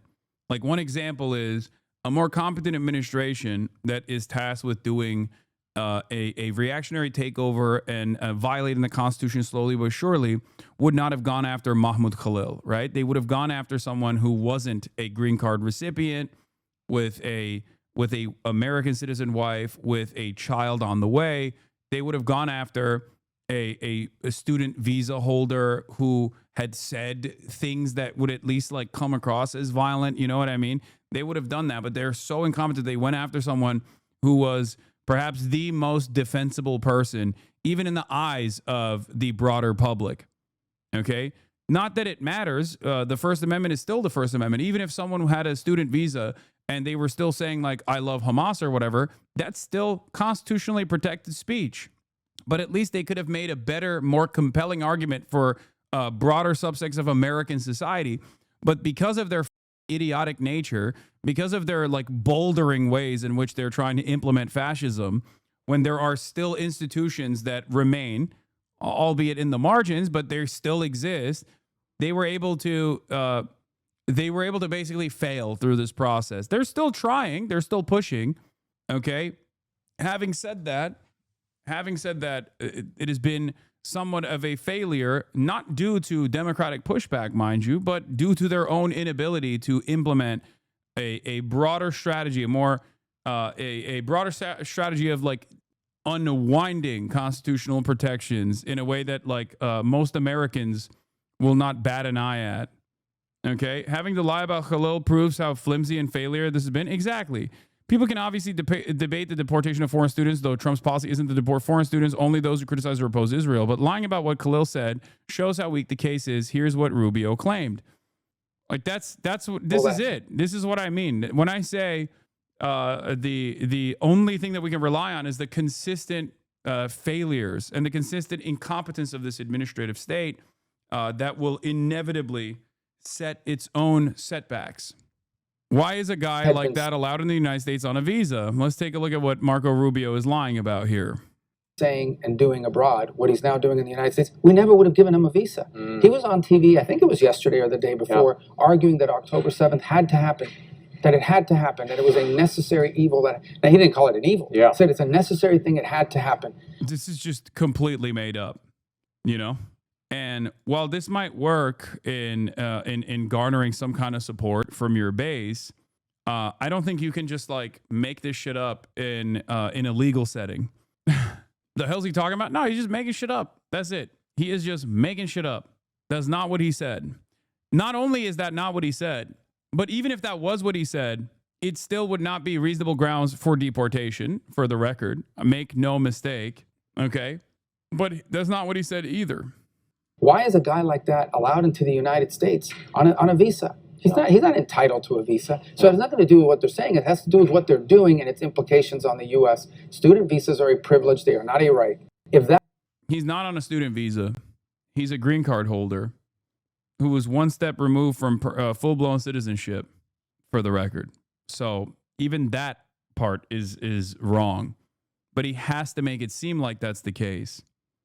It's so stupid Trump has just announced Attorney General Pamela Bondi is now in charge of the D.C. Metropolitan Police Department. This is what the Nazis did. I mean, yeah, straight up. Trump ordering the National Guard of Washington, D.C. is a good reminder of what Democratic failure looks like. Democratic administrations had years to change the law, so D.C. as a city wasn't a prisoner of Congress and the feds, but it is. But now it is, and you're seeing the outcome. Biden also bragged about how he overturned D.C.'s local criminal justice laws, which earned him zero news support, but did help pave the way for federalization. This was another problem, too. The China tariff deadline is tonight. Do you plan to extend that? We'll see what happens. China's been, we've been dealing very nicely with China, as you probably have heard. They have tremendous tariffs that they're paying to the United States. There's a lot of similarities with Israel and America for understandable reasons. This is another one of them. It's like they only concede to force. That's it. Israel only concedes to force. Israel only backs away when there is a forcible retaliation. America only backs away when there is some semblance of forcible retaliation. European markets actually have tremendous amounts of power in terms of building a broad coalition to forcibly push back against the United States of America, but they have relegated themselves to vassal status, as you have seen, whereas one of the only countries that is actively pushing back against this stuff is China. Look at the way he's dealing with China versus the way he's dealing with the European Union and even the UK. Think about that. Maybe there's a lesson there for the Democrats as well. Of America, and we'll see what happens. They've been dealing quite nicely. The relationship is very good with President Xi and myself. President, you mentioned your upcoming meeting with President Putin. Can you tell us what China doesn't talk to Trump. He lies. I'm sure you would know, idiot. I mean, you don't have to know whether or not there's private correspondence between China and the Trump administration. The Chinese government says there's no private correspondence. Trump says there is private correspondence. But regardless of what either state is saying, you can just look at the outcome. The outcome is undeniable, right? Donald Trump has said over and over again, 150% tariffs. He's lowered the tariffs. He's actually extended the tariffs deadline. One must ask the question, why? If China is at a servile state to American interests and their economy is at the point of collapse, if collapse is imminent, then don't you think that they would be basically running to Donald Trump in the same way that, like, you saw European leaders run to Donald Trump? That's it. That's all you need to look at to make up your own mind on whether or not Donald Trump's posturing is correct or if he's just making shit up. In the process of this conversation, Donald Trump also literally turned around and extended the China tariff truce for another 90 days as of 11:30 this morning. If Donald Trump was destroying China right now and bullying China and China was on the verge of collapse, don't you feel like they would have actually made a public show of conceding and I guess like giving into whatever insane demands Trump is making currently? you hope to get out of that and whether you'll consider inviting President Zelensky to join? So you have to understand, this is a war that should have never happened. This is a war that wouldn't have happened if I were president. It would have never happened. It was the apple of his eye. I got along very well with President Putin. But if you look, under President Bush, they took a lot of territory. Under President Obama, they took a lot of territory. Under Biden, they essentially took the whole thing. You know, it's just a question of time. Under Trump, you know what they took? Nothing, nothing. I was the one that said, you can't build your pipeline. That was half built. I came in, I stopped the pipeline. It's called Nord Stream 2. Nobody knows that, you know. Nobody ever heard of Nord Stream 2. You might have not even heard it. Biggest pipeline in the world. I stopped it. I was not a friend of Russia, but I got along well with Putin. It's always good to get along with other countries if possible, but that doesn't mean you roll over like Biden did. Biden came in and he immediately approved the pipeline. I couldn't believe it. Then they say Trump wasn't tough on Russia. I wasn't tough. I was the toughest. Putin said, if you're not tough, I would hate like hell to see you visit. I stopped the biggest economic development job, the biggest job that Russia had ever built. I stopped it. It was dead. And this low IQ president came in and he let them build a pipeline and supply oil and gas all over Europe, you know? So this is really a feel-out meeting a little bit. And President Putin invited me to get involved. He wants to get involved. I believe he wants to get it over with. Now, I've said that a few times, and I've been disappointed because I'd have like a great call with him, and then missiles would be lobbed into Kiev or some other place, and you'd have 60 people laying on a road dying. I said, that's cold, but it's a violent war. 5,000 to 7,000 people a week are dying. And you know, there's nobody from here. They're all Russian and Ukrainian people, and some people from the cities, much smaller number, but still, those missiles do damage and they kill a lot. Oh, yeah. Here's the export control, and the tacit recognition that the export controls failed is from Financial Times.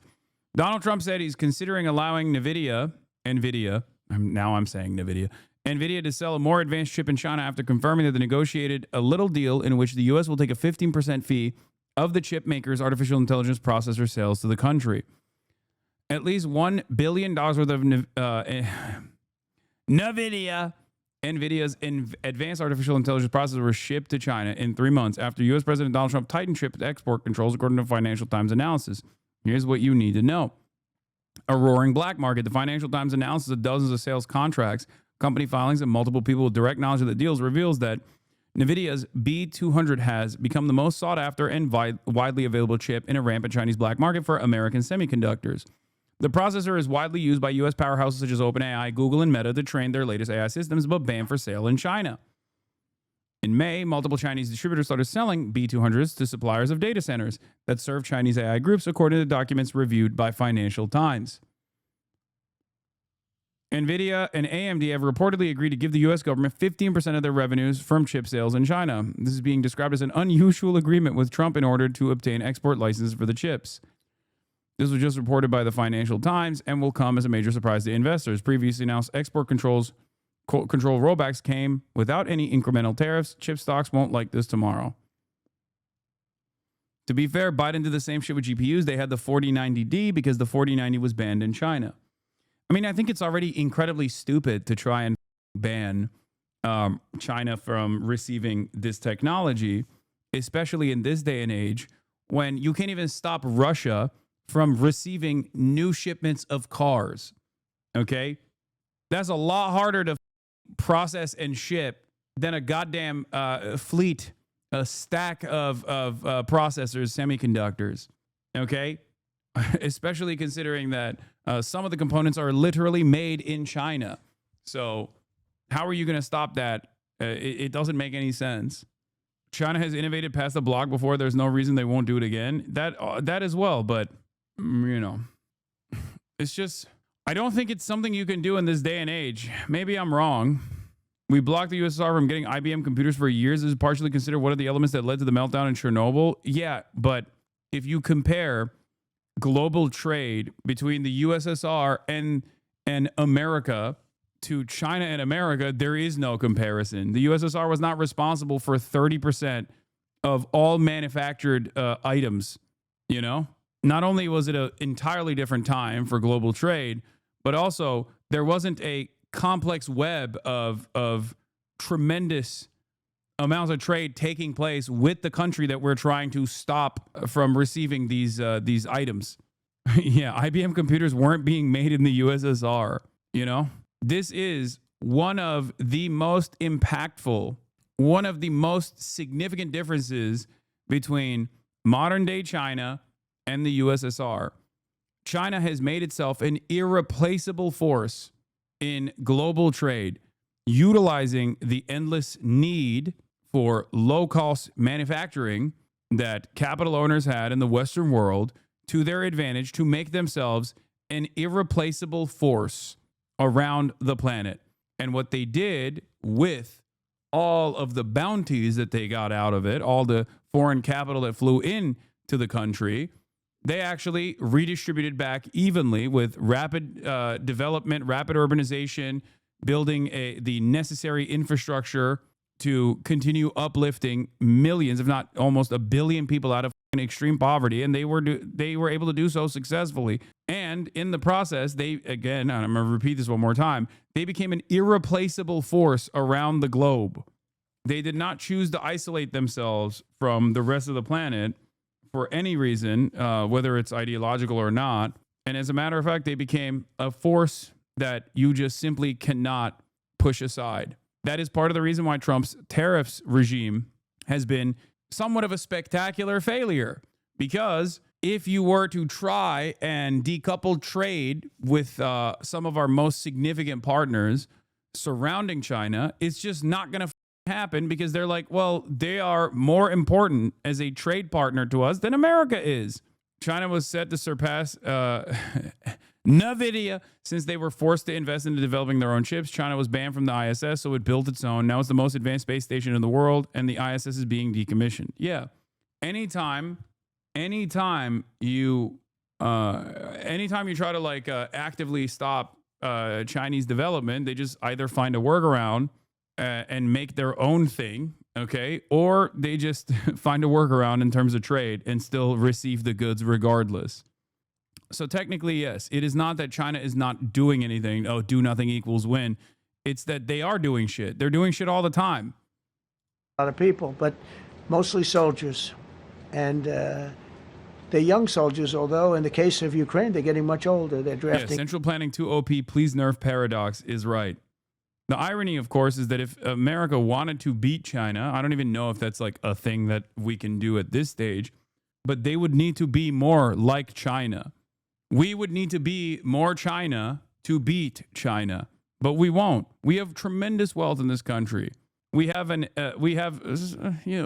skeleton of an infrastructure that still works, but we're not doing it. We could build a robust manufacturing base. We could actually automate the out of said robust manufacturing base while still keeping on the labor force without firing them, so that they're doing very little work, but they're still getting paid as though they're doing all of the work with their own hands. And that way we could have a healthy labor first economy. We don't do any of those things. We're just like actively pushing for our own demise. 60-year-olds now. It's a terrible thing to witness, and I think I have an obligation. Look, this is Joe Biden's war. This is not my war. I made a deal with NATO a month ago. You covered it very accurately, actually. We don't pay anything anymore. You know, we're not paying anything. They are buying things from us, and NATO is paying us. I got it raised from 2% of GDP to 5%. And they're paying us for everything that we send. We're not paying. But Biden approved $350 billion. Europe has spent $100 billion. The money that's been spent and the death is incredible. It's the worst thing that's happened, by far the worst that's happened since World War II. So I'm going in to speak to Vladimir Putin. And I'm going to be telling him, you got to end this war. You got to end it. And he wasn't going to mess with me. This war would have never happened. You know, we had a discussion about it one time, and we never had that discussion again. Would have never happened. And when the election was rigged, and then Biden took office, which was barely took office, the auto pen took office, bad things started happening. Bad things, stupid things were said. And it ended up in a war. And you know, and I don't believe this will happen anymore because I have that pretty well covered. This could end up in a third world war. This could have been a third world war. I don't think that's going to happen now. But I thought it was very respectful that the president of Russia is coming to our country as opposed to us going to his country or even a third party place. But I think we'll have constructive conversations. Then after that meeting, immediately, maybe as I'm flying out, maybe as I'm leaving the room, I'll be calling the European leaders who I get along with very well. And, you know, I have a great relationship, I think, with all of them. And I get along with Zelensky, but, you know, I disagree with what he's done. Very, very severely disagree. This is a war that should have never happened, wouldn't have happened. But I'll be speaking to Zelensky. The next meeting will be with Zelensky and Putin, or Zelensky and Putin and me. I'll be there if they need. But I want to have a meeting set up between the two leaders. I was a little bothered by the fact that Zelensky was saying, well, I have to get constitutional approval. I mean, yeah, this is all Zelensky's fault. Oh, my Lord. Yeah, he looked so good. He looked so good. What was he wearing? What was he wearing? What was Ukraine wearing? He's just like, he's like so rapist mindset on this, where it's like, nope, this was Zelensky's fault, not Putin. I said, Vladimir, stop. And he didn't stop, but also it was still Zelensky. Is he actually blaming Zelensky? Yes. It's maximalist cope.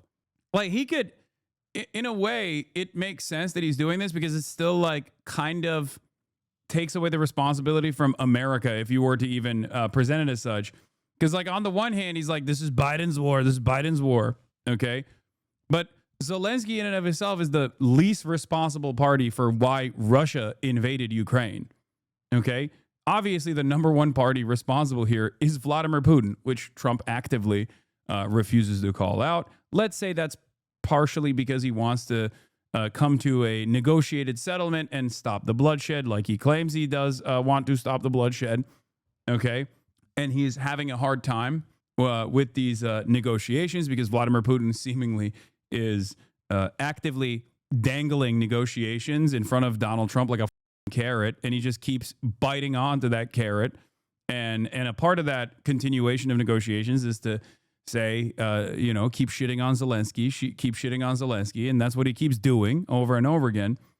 But like, none of this, in my opinion, is reaching closer to a reasonable settlement whatsoever.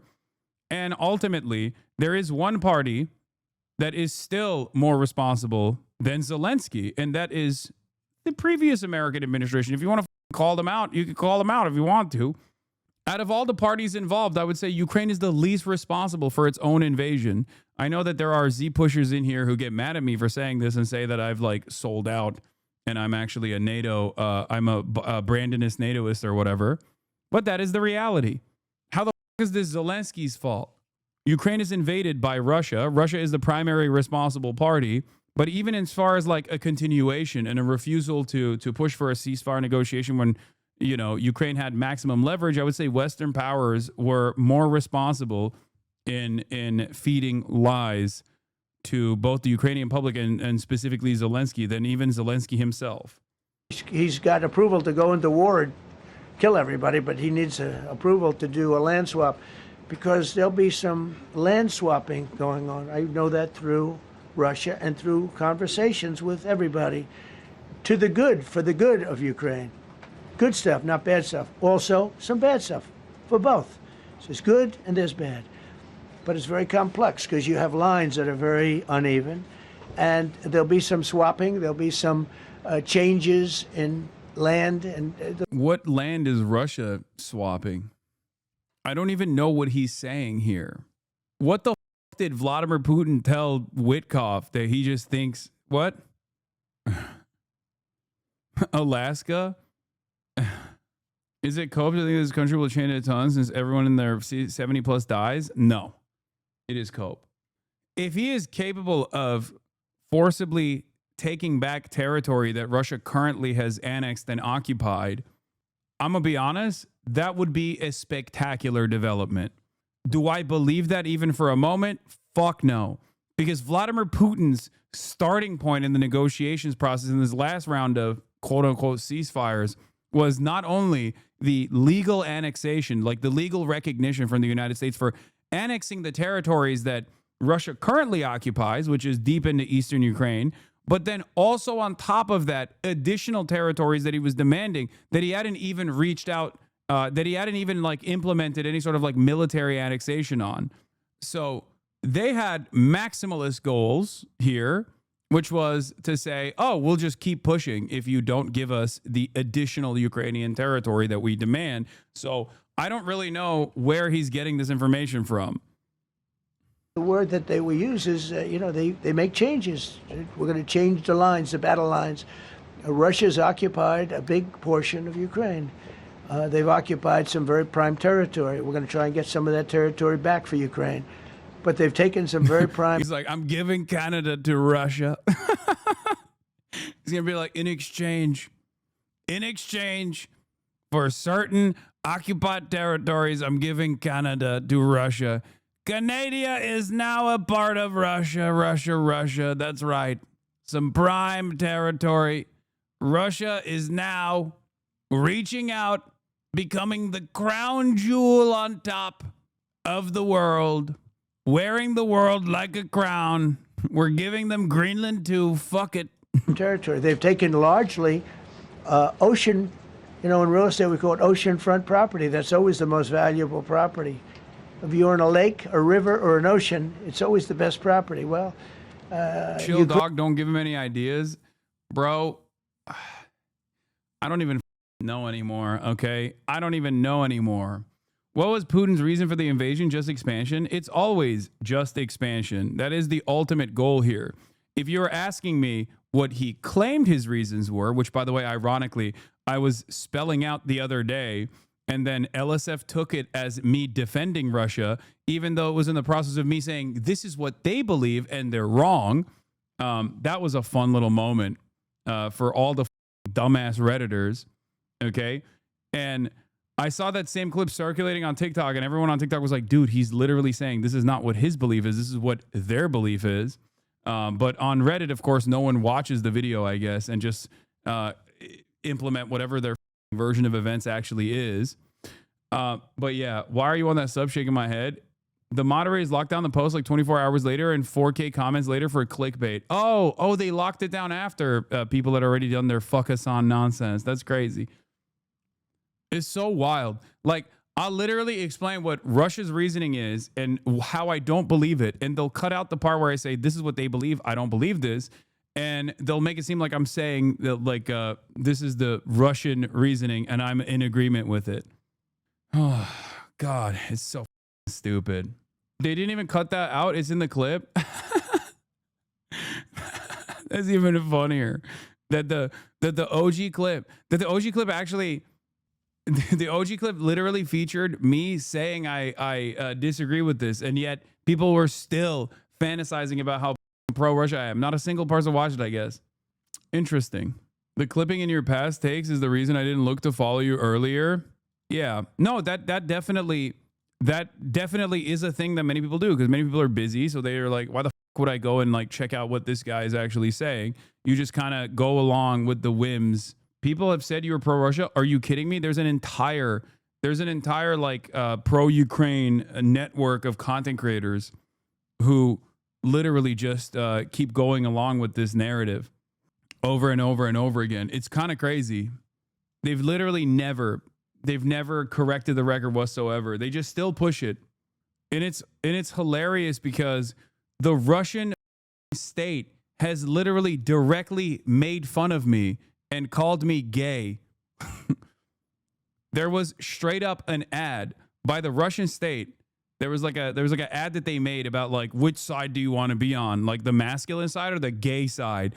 And then they literally put a version of me with like painted nails and like jewelry and shit standing in front of like a luxury car and saying like, oh, don't be like a gay anti-Russia streamer like this guy. Yeah, they gave me a Ferrari, I think. Can you explain the NAFO thing? No, I don't want to even get into that. It's just brain rot. I hate to say it, but that wasn't supposed to be you, dog. Okay. Yeah. Made me looking like Bam Margera, Temu. Смузи сделаны наши мужчины из мейнстримов. That's crazy.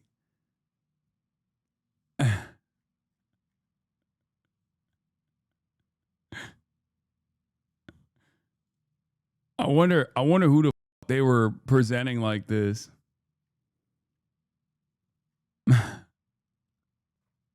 Hasanov. Anyway, yeah, with the painted nails and everything. Okay, how the f did I make the goddamn Russian government my op? That's in.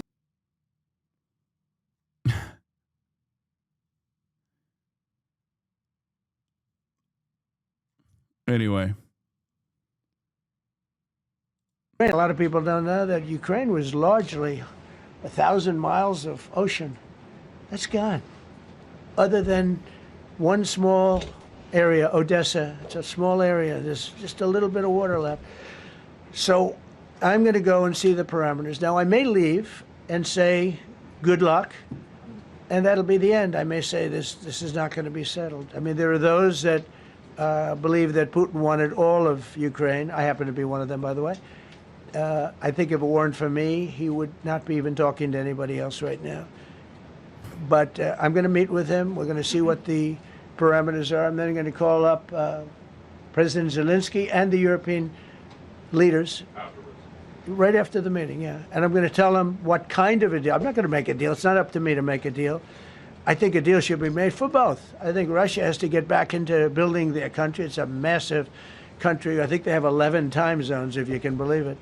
It's a massive, it's by far, from the standpoint of land, it's by far the largest. From the They have standpoint of tremendous land. potential in Russia to do well. They're not doing well. Their economy is not doing well right now because it's been very well disturbed by this. It doesn't help when the President of the United States tells their largest or second largest oil buyer that we're putting a 50% tariff on you if you buy oil from Russia. That was a big blow. And then they say, gee, he wasn't so tough. Nobody else would have done that.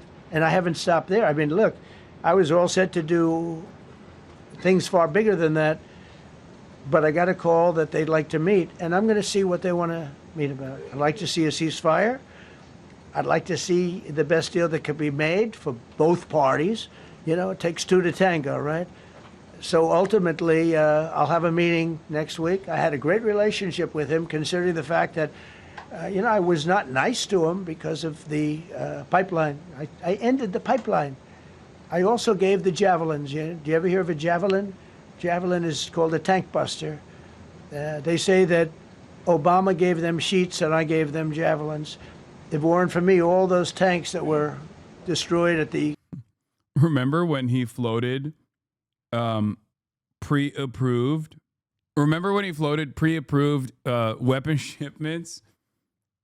Stopping unless the Ukrainian government comes up with blackmail against his possible opposition in the upcoming election, and then got impeached for it. And then he turned around and said it was a perfect phone call. I remember that was a literal thing that he did. It seems like a lifetime ago. That was one of his impeachments where he just straight up was like, I'll keep giving you these weapons. Okay. I'll keep giving you these weapons. You just got to find some blackmail. If you don't find some blackmail against the Biden administration, I will literally stop giving you these weapons that Congress had approved. And that's the one thing you can't do as president. You can't stop the flow of weapons to any country whatsoever. And of course, that was part of the reason why he got impeached. I completely forgot he's been impeached twice. Perfect phone call. It's great. It's great. There is no floating of an impeachment nowadays. It's meaningless because he bouldered his way through it. He bouldered his way through it. Teflon Don, no shame whatsoever. I mean, he did January 6th, and he's the president now. You know, your YouTube is down. Wait, what? Really? Doesn't seem like it. Seems to me like it's right there. First days of the war, because the tanks got stuck in the mud. Some commander made a better... they would have been in Kiev in 4 hours. Going down the highway. But a Russian general made a brilliant decision to go through the farmland instead. And they just had torrential rains, and the rains were so bad, and it was mud, and those tanks got stuck in the mud. I don't know who that general is, but knowing Vladimir, he's probably not around any longer because all those tanks... Dude, he still speaks so fondly of Vladimir Putin as opposed to Zelensky, which is, again, it's weird. It's just weird. You know? It's just weird. Tanks were stuck in the mud, and they went along with the javelins. I gave them the javelins. You know that, right? I gave them javelins. They gave them sheets. But I'm going to meet with President Putin, and we're going to see what he has in mind. And if it's a fair deal, I'll reveal it to the European Union leaders and to the NATO. It's not weird. Love finds a way. It's just you that doesn't know true love like Donnie and Vlad. Fair. Putin had Ukraine as the apple of his eye, and Vladimir Putin is the apple of my eye. Leaders, and also to President Zelensky. I think out of respect, I'll call him first, and then I'll call them after. And I may say, lots of luck, keep fighting, or I may say we can make a deal. If not, I will tell you this. I've seen a poll coming out of Ukraine. 88% of the people would like to see a deal made. And if I don't understand why this won't just like say the correct number. Okay. Even when he's right, he's still wrong, which I don't understand. I don't think it's 88%. I think it's like 79%. Why is it that like that's already a unimaginably high number of Ukrainians that want to come to a negotiated settlement and do not want to continue fighting? But it's like even when he says the correct thing, he has to still lie. I don't know why. It's so weird. Just, it's like 79%, isn't it? No, he said 88%, 98% say they want to stop the war. They want to negotiate with Russia. you go back 3 years, everybody was gung-ho for war. You know, everybody's gung-ho for war until you have it. It's an amazing thing. I had it with a couple of countries where I couldn't get a deal done with one particular country. And I just couldn't. The guy's great. He's a friend of mine. Yeah, this is what he's great, talking about. Good leader, tough as hell. 73%. I couldn't get the deal done. Sorry. And then he went into war for a short period of time. You know where I'm talking about. Where is it? What is the number? Oh, it's 69%. Sorry, it's not even 79%. Guys It's 69%. being killed all over the place. That's a sexy number. He could have just said 70%. Only 24% of Ukrainians inside Ukraine want to keep fighting until the war until victory, whereas nearly 100% of Ukrainians given major platforms of Western media and politics, i.e. useful Ukrainians, favor continuing the war until victory. Listen to Ukrainian voices except when they don't want you to keep dying en masse. For Brussels and Washington, says Mark Ames. Mark Ames exiled. It's 69%. 69% of Ukrainians don't want the continuation of the war, even though they think it will still continue. They do not believe that Vladimir Putin is going to come to a negotiated settlement to the end of this war. Instead, they think that it will continue. Does that include giving up parts of Ukraine? I think, yeah. I mean, that's basically what it is. And he went through 1 week of war, and I was able to get the deal done. He said, "This is nasty." Yes, please. Claims to be not pro-Russian, but then follows Mark Ames. I mean, I know Mark Ames as well. And not only that, but also, one, I don't have to agree with every single thing that every single person that I follow or every single person that I agree with on other issues. Okay? It's important to have a balanced media diet regardless. And as far as analysis goes, I think Mark Ames is on the ball. Yeah, I follow Charlie Kirk too. Just to follow up on what you were saying there. First of all, Volodymyr Zelensky is not invited on Friday? He wasn't a part of it. I would say he could go, but he's gone to a lot of meetings. You know, he's been there for 3 I'm literally watching Donald Trump currently. It's 3.5 years, nothing happened. And what is the definition? I mean, do you want somebody that's been doing this for 3.5 years? What's the definition of a good deal? I'll tell you after I hear what the deal is. Because there could be many definitions. You know, you're talking about a very large and complex situation. Now, I tell you, the war that I just settled with Azerbaijan and with, as you know, and Armenia was almost as complex as this one, having to do with routes, trade. Meeting on Friday with Vladimir Putin. Well, we're going to have a meeting with Vladimir Putin, and at the end of that meeting, probably in the first 2 minutes, I'll know exactly whether or not a deal can be. Dude, I'm gonna be honest. Look, this is like, I'm getting a little blue on here, but everything that I have seen thus far from Donald Trump, specifically on this issue, okay, leads me to believe that he absolutely is incapable of figuring out what Vladimir Putin wants. As a matter of fact, his instincts are so bad that if he were to fire off the hip and then immediately turn around and do the exact opposite of what he thinks Vladimir Putin wants to do, that would probably be more successful in terms of like setting hard lines or whatever. I mean, he has all but admitted that. He admitted it himself. He just kept saying, like, we have wonderful calls. We have wonderful phone calls where we're talking about this and that. But then Melania comes in and says, did you see Vladimir hit Kiev again? I say, why? Why, Vladipu, why?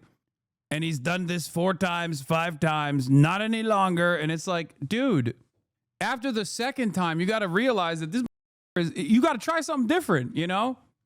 And like, I don't think the solution is to force, I don't know, to deport like Ukrainian men and force them into the front lines or something. Cause like, that's the only other way that you can actually bring Ukraine the necessary manpower that they need to be able to successfully push back against further Russian occupation. Okay. A steady flow of arms is probably not going to solve this problem. And I've said this already, because the reality of the matter is that this conflict is going to end on the conditions set forth by the battle lines. And right now, that heavily favors Russia. That's the reason why Vladimir Putin is consistently saying, oh, I'll negotiate, but except I won't negotiate at all. Why is Estonian blacklisted? What do you mean? You liberals couldn't do it, but then criticize the opposition for not being able to. Wait, what? First of all, assuming that we're liberals in this community is very funny. That's number one. Number two, I criticize Biden so much for this, specifically this. So, no, I think it's warranted for me to criticize Donald Trump as well. Not only that, but also somehow Donald Trump has taken the situation and overpromised and is famously under-delivering as he always does, and in a way that is like also optically speaking ridiculous, like undermining our proxy in this situation consistently while simultaneously getting washed by Vladimir Putin over and over again, only to turn back and like kiss the ring is so stupid. Russia's economy might be in some trouble shortly, so it's possible that forces them to the negotiating table for sanctions relief. I doubt it, though. Ukrainian media confirmed a breakthrough by Russia through Ukrainian lines in Donetsk Oblast. Ukraine may be forced into a deal sooner than they planned. Russians breached near Pokrovsk, cut highway towards Dobropilya in the Donetsk Oblast. The OSINT project warns the wedge could endanger Pokrovsk, Mirnohrad, and Kostianivka, unless Ukrainian reserves regain the roads.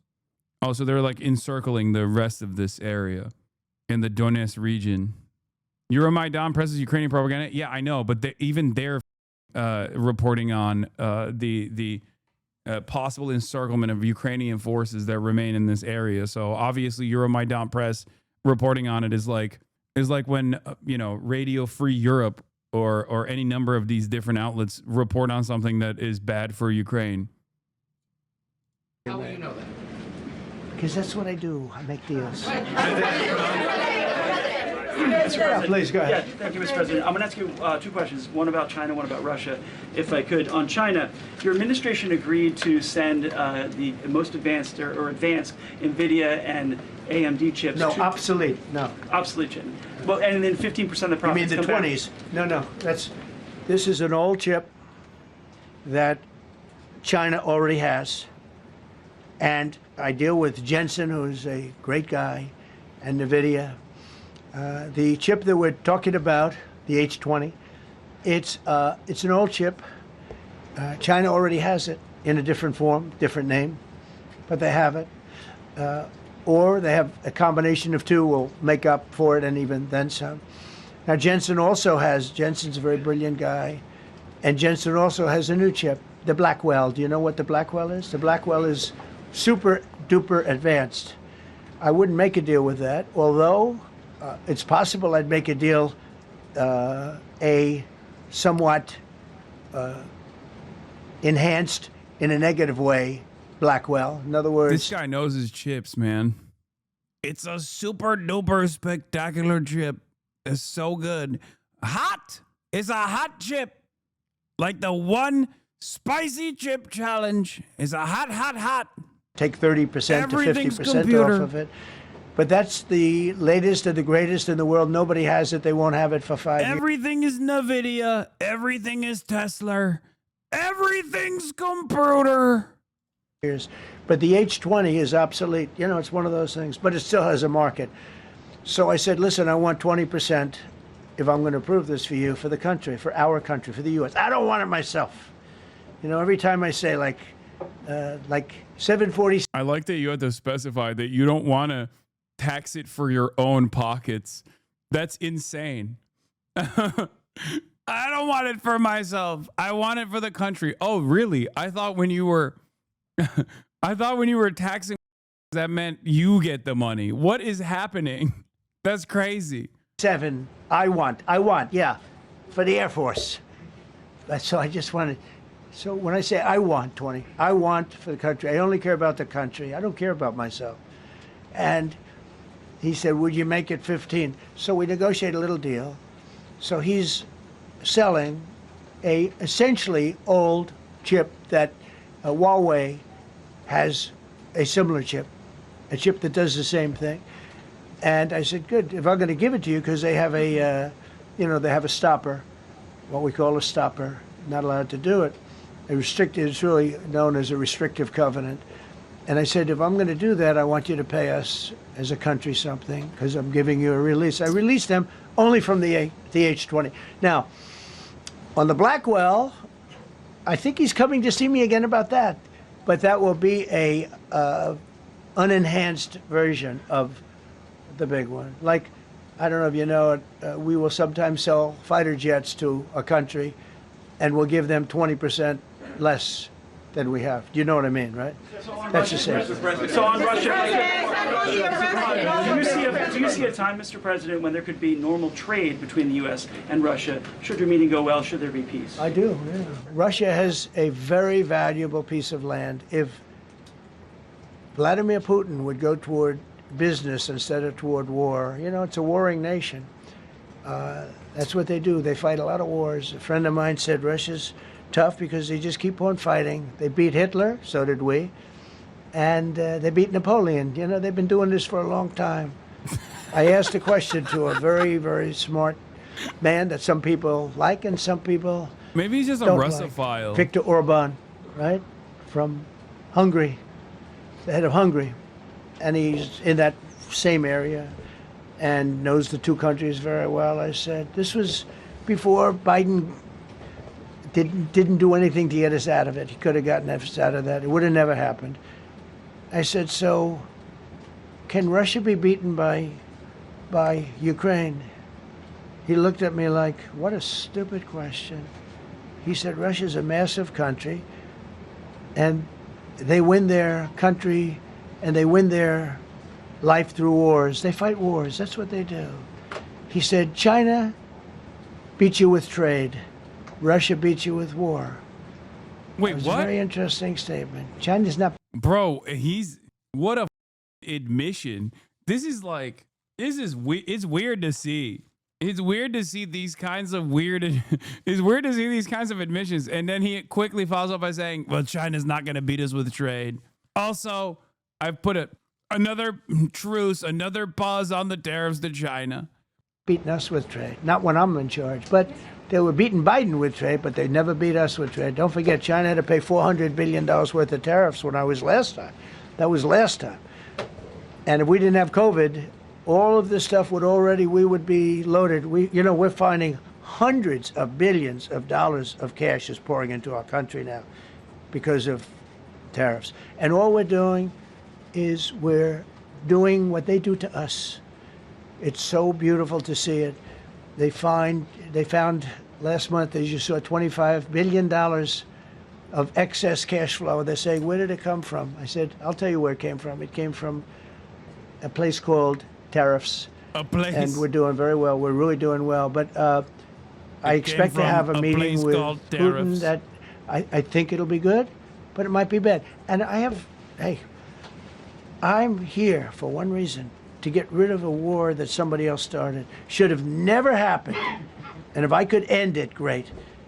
Complex war, a lot of bad blood, But Zelensky's been there for 3.5 years. So if you put him in a room, now I will say this, ultimately I'm going to put the two of them in a room.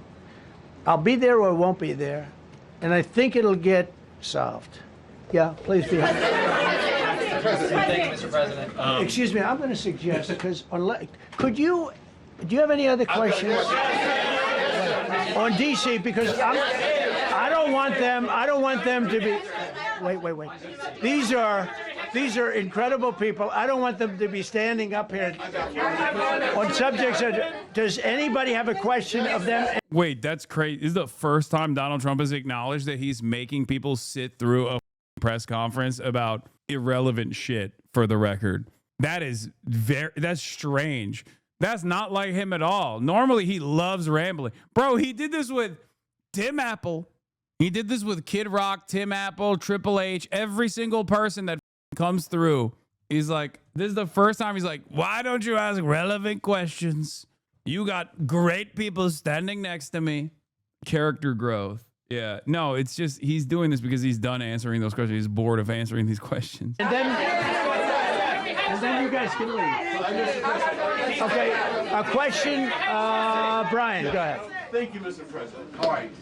And by the way, this is only on DC, and then they're going to leave because it's unfair to have them stand up here all day long. I Brian. agree. I've got two questions for you. First, about DC. This is personal for me as well. Last year, I was robbed on the streets by one of these teenage thugs. Had a gun, got away with it. Let's talk about the effort that between law. That's so stupid. Bro, this is up. It's up. That shouldn't happen, okay? It shouldn't happen. But like the way you're presenting this in a press conference is ridiculous, man. It's ridiculous. It's ridiculous. That's it. That's crazy. It's just oh my God. Enforcement, prosecutors, and judges, because it's a recycling belt. Like these kids go, they don't fear the police. They know it. If you talk about how we've got to get these judges and put these kids behind bars, right. Adult crimes deserve adult penalties. And my second question, that's not a question. You didn't ask a question. You just recounted your experience with what you called was a teenage thug with a hard T. What's the question? Mr. President, will you start killing these teenagers that they're robbing me? You want me to answer it? Whoever wants to take it. Okay. It's real. Do you want me to answer it? Go ahead. Here's the problem. Assuming that they're 17 years, older than 17 years old, I can get the case. If they're under 18 years of age, I can only get the case if it's murder, rob one, rape, or even if they shoot a gun but don't kill you, I can't get it. So the law has to be changed. As the president said, cashless bail. That has to be changed. All right, then even assuming I get the case, I get jurisdiction, I get a conviction, the DC Council has given the judges the ability to give probation on shootings. And so then it's up to them. All of these things, the Youth Rehabilitation Incarceration Reduction Act, and now they really want to change the way minors are treated as minors, I think, for more reasons than one, if you know what I mean. Like, they are big into this whole, like, well, you know, what is a minor after all type shit. They really want 14-year-olds to be treated as adults, it seems. They want to seal records. So if we work hard, we get a conviction, they want to wipe it out. So that needs all to be changed. Okay, Mr. Question. Pam, would you answer that also? Yeah, and just back to that topic. Let's be clear, though. We're going to charge. Dude, what's crazy is like Trump lawyer, okay, Fox News personality. Jeanine Pirro is also a Fox News personality, quote unquote independent media Rumble personality. That's his top level officials in this admin. How do you not look at the situation and go, okay, I expect them to fuck up over and over again? Like, it is seemingly designed for it's a string of ups that are waiting to happen. Charge them, and we're going to track every single thing they do throughout every step of the court process and report back to you and let all of you know what's happening to them, because the people who are prosecuting them, The judges who are trying them, they also need to be held accountable. Mr. President, you also made the comment. You made the comment you walked out here. This is the most people we've ever seen in this briefing. I've never seen ever, right? I've never seen any. Where's Caroline? Where's my superstar? Caroline. Is Caroline in the back? Where's Caroline? Come here, Caroline. Come here, Caroline. Come here. Is she doing a good job, by the way? Come here, Caroline. Is this the largest that you've ever seen? This is definitely the most packed briefing, and I think all of you would agree. I think it's why we need to build a ballroom. Mr. President, I have a better idea.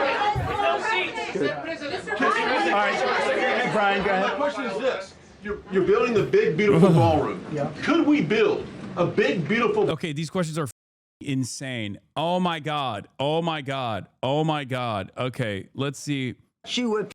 Let's see what Janine Perot's saying here. I see too much violent crime being committed by young punks who think that they can get together in gangs and crews and beat the hell out of you or anyone else. They don't care where they are. They can be in DuPont Circle, but they know that we can't touch them. Why? Because the laws are weak. We are going to touch you. If you're young, we will touch you. And you will say nothing about it. We want to touch the youth. Crazy. I can't touch you if you're 14, 15, 16, 17 years old and you have a gun. I convict someone of shooting another person with an illegal gun on a public bus in the chest. Intent to kill? I convict him. And you know what the judge gives him? Probation. Says you should go to college. We need to go after the D.C. Council and their absurd laws. We need to get rid of this concept of, no cash bail. We need to recognize that the people who matter are the law-abiding citizens, and it starts today. But it's not going to end today, because the president is going to do everything we need to do to make sure that these emboldened criminals understand we see you, we're watching you, and we're going to change. We're watching you. If you're 14 years old, I'm watching you. I'm gonna touch you is probably not the thing you want to say, especially around this guy, as the main talking point is the Epstein files. Minors. We are actively following you home. The law to catch you. Look at Doug, bro. My goat is washed. He still looks handsome. How dare you? Doug Burzum. Bergamaniacs rise up. The saving grace of this admin is Doug's proximity to power. Ay, ay, ay. All right, the rest of this is just like stupid shit. Briefing room, updated technology, more seats. I don't want to do that. I don't want you to be comfortable. The day they speak about white kids like this, the U.S. would be in another civil war. Of course, they never have to speak about white kids like this. There's a white kid that did a rape on a minor in Utah, and like he was directly related to a Republican in Utah who single-handedly pushed to change the law, so he actually wouldn't get criminal penalties for it, because that's how it works, you know. So no, I don't want to make life comfortable. So look. Let's just do this. Let's do this. It's going to be a big thing. We're going to Russia. That's going to be a big deal. What happens, happens. I'll let you know. Yeah, what it wasn't even a kid. The kid in this situation, the white teenager I'm talking about, was 18 years old.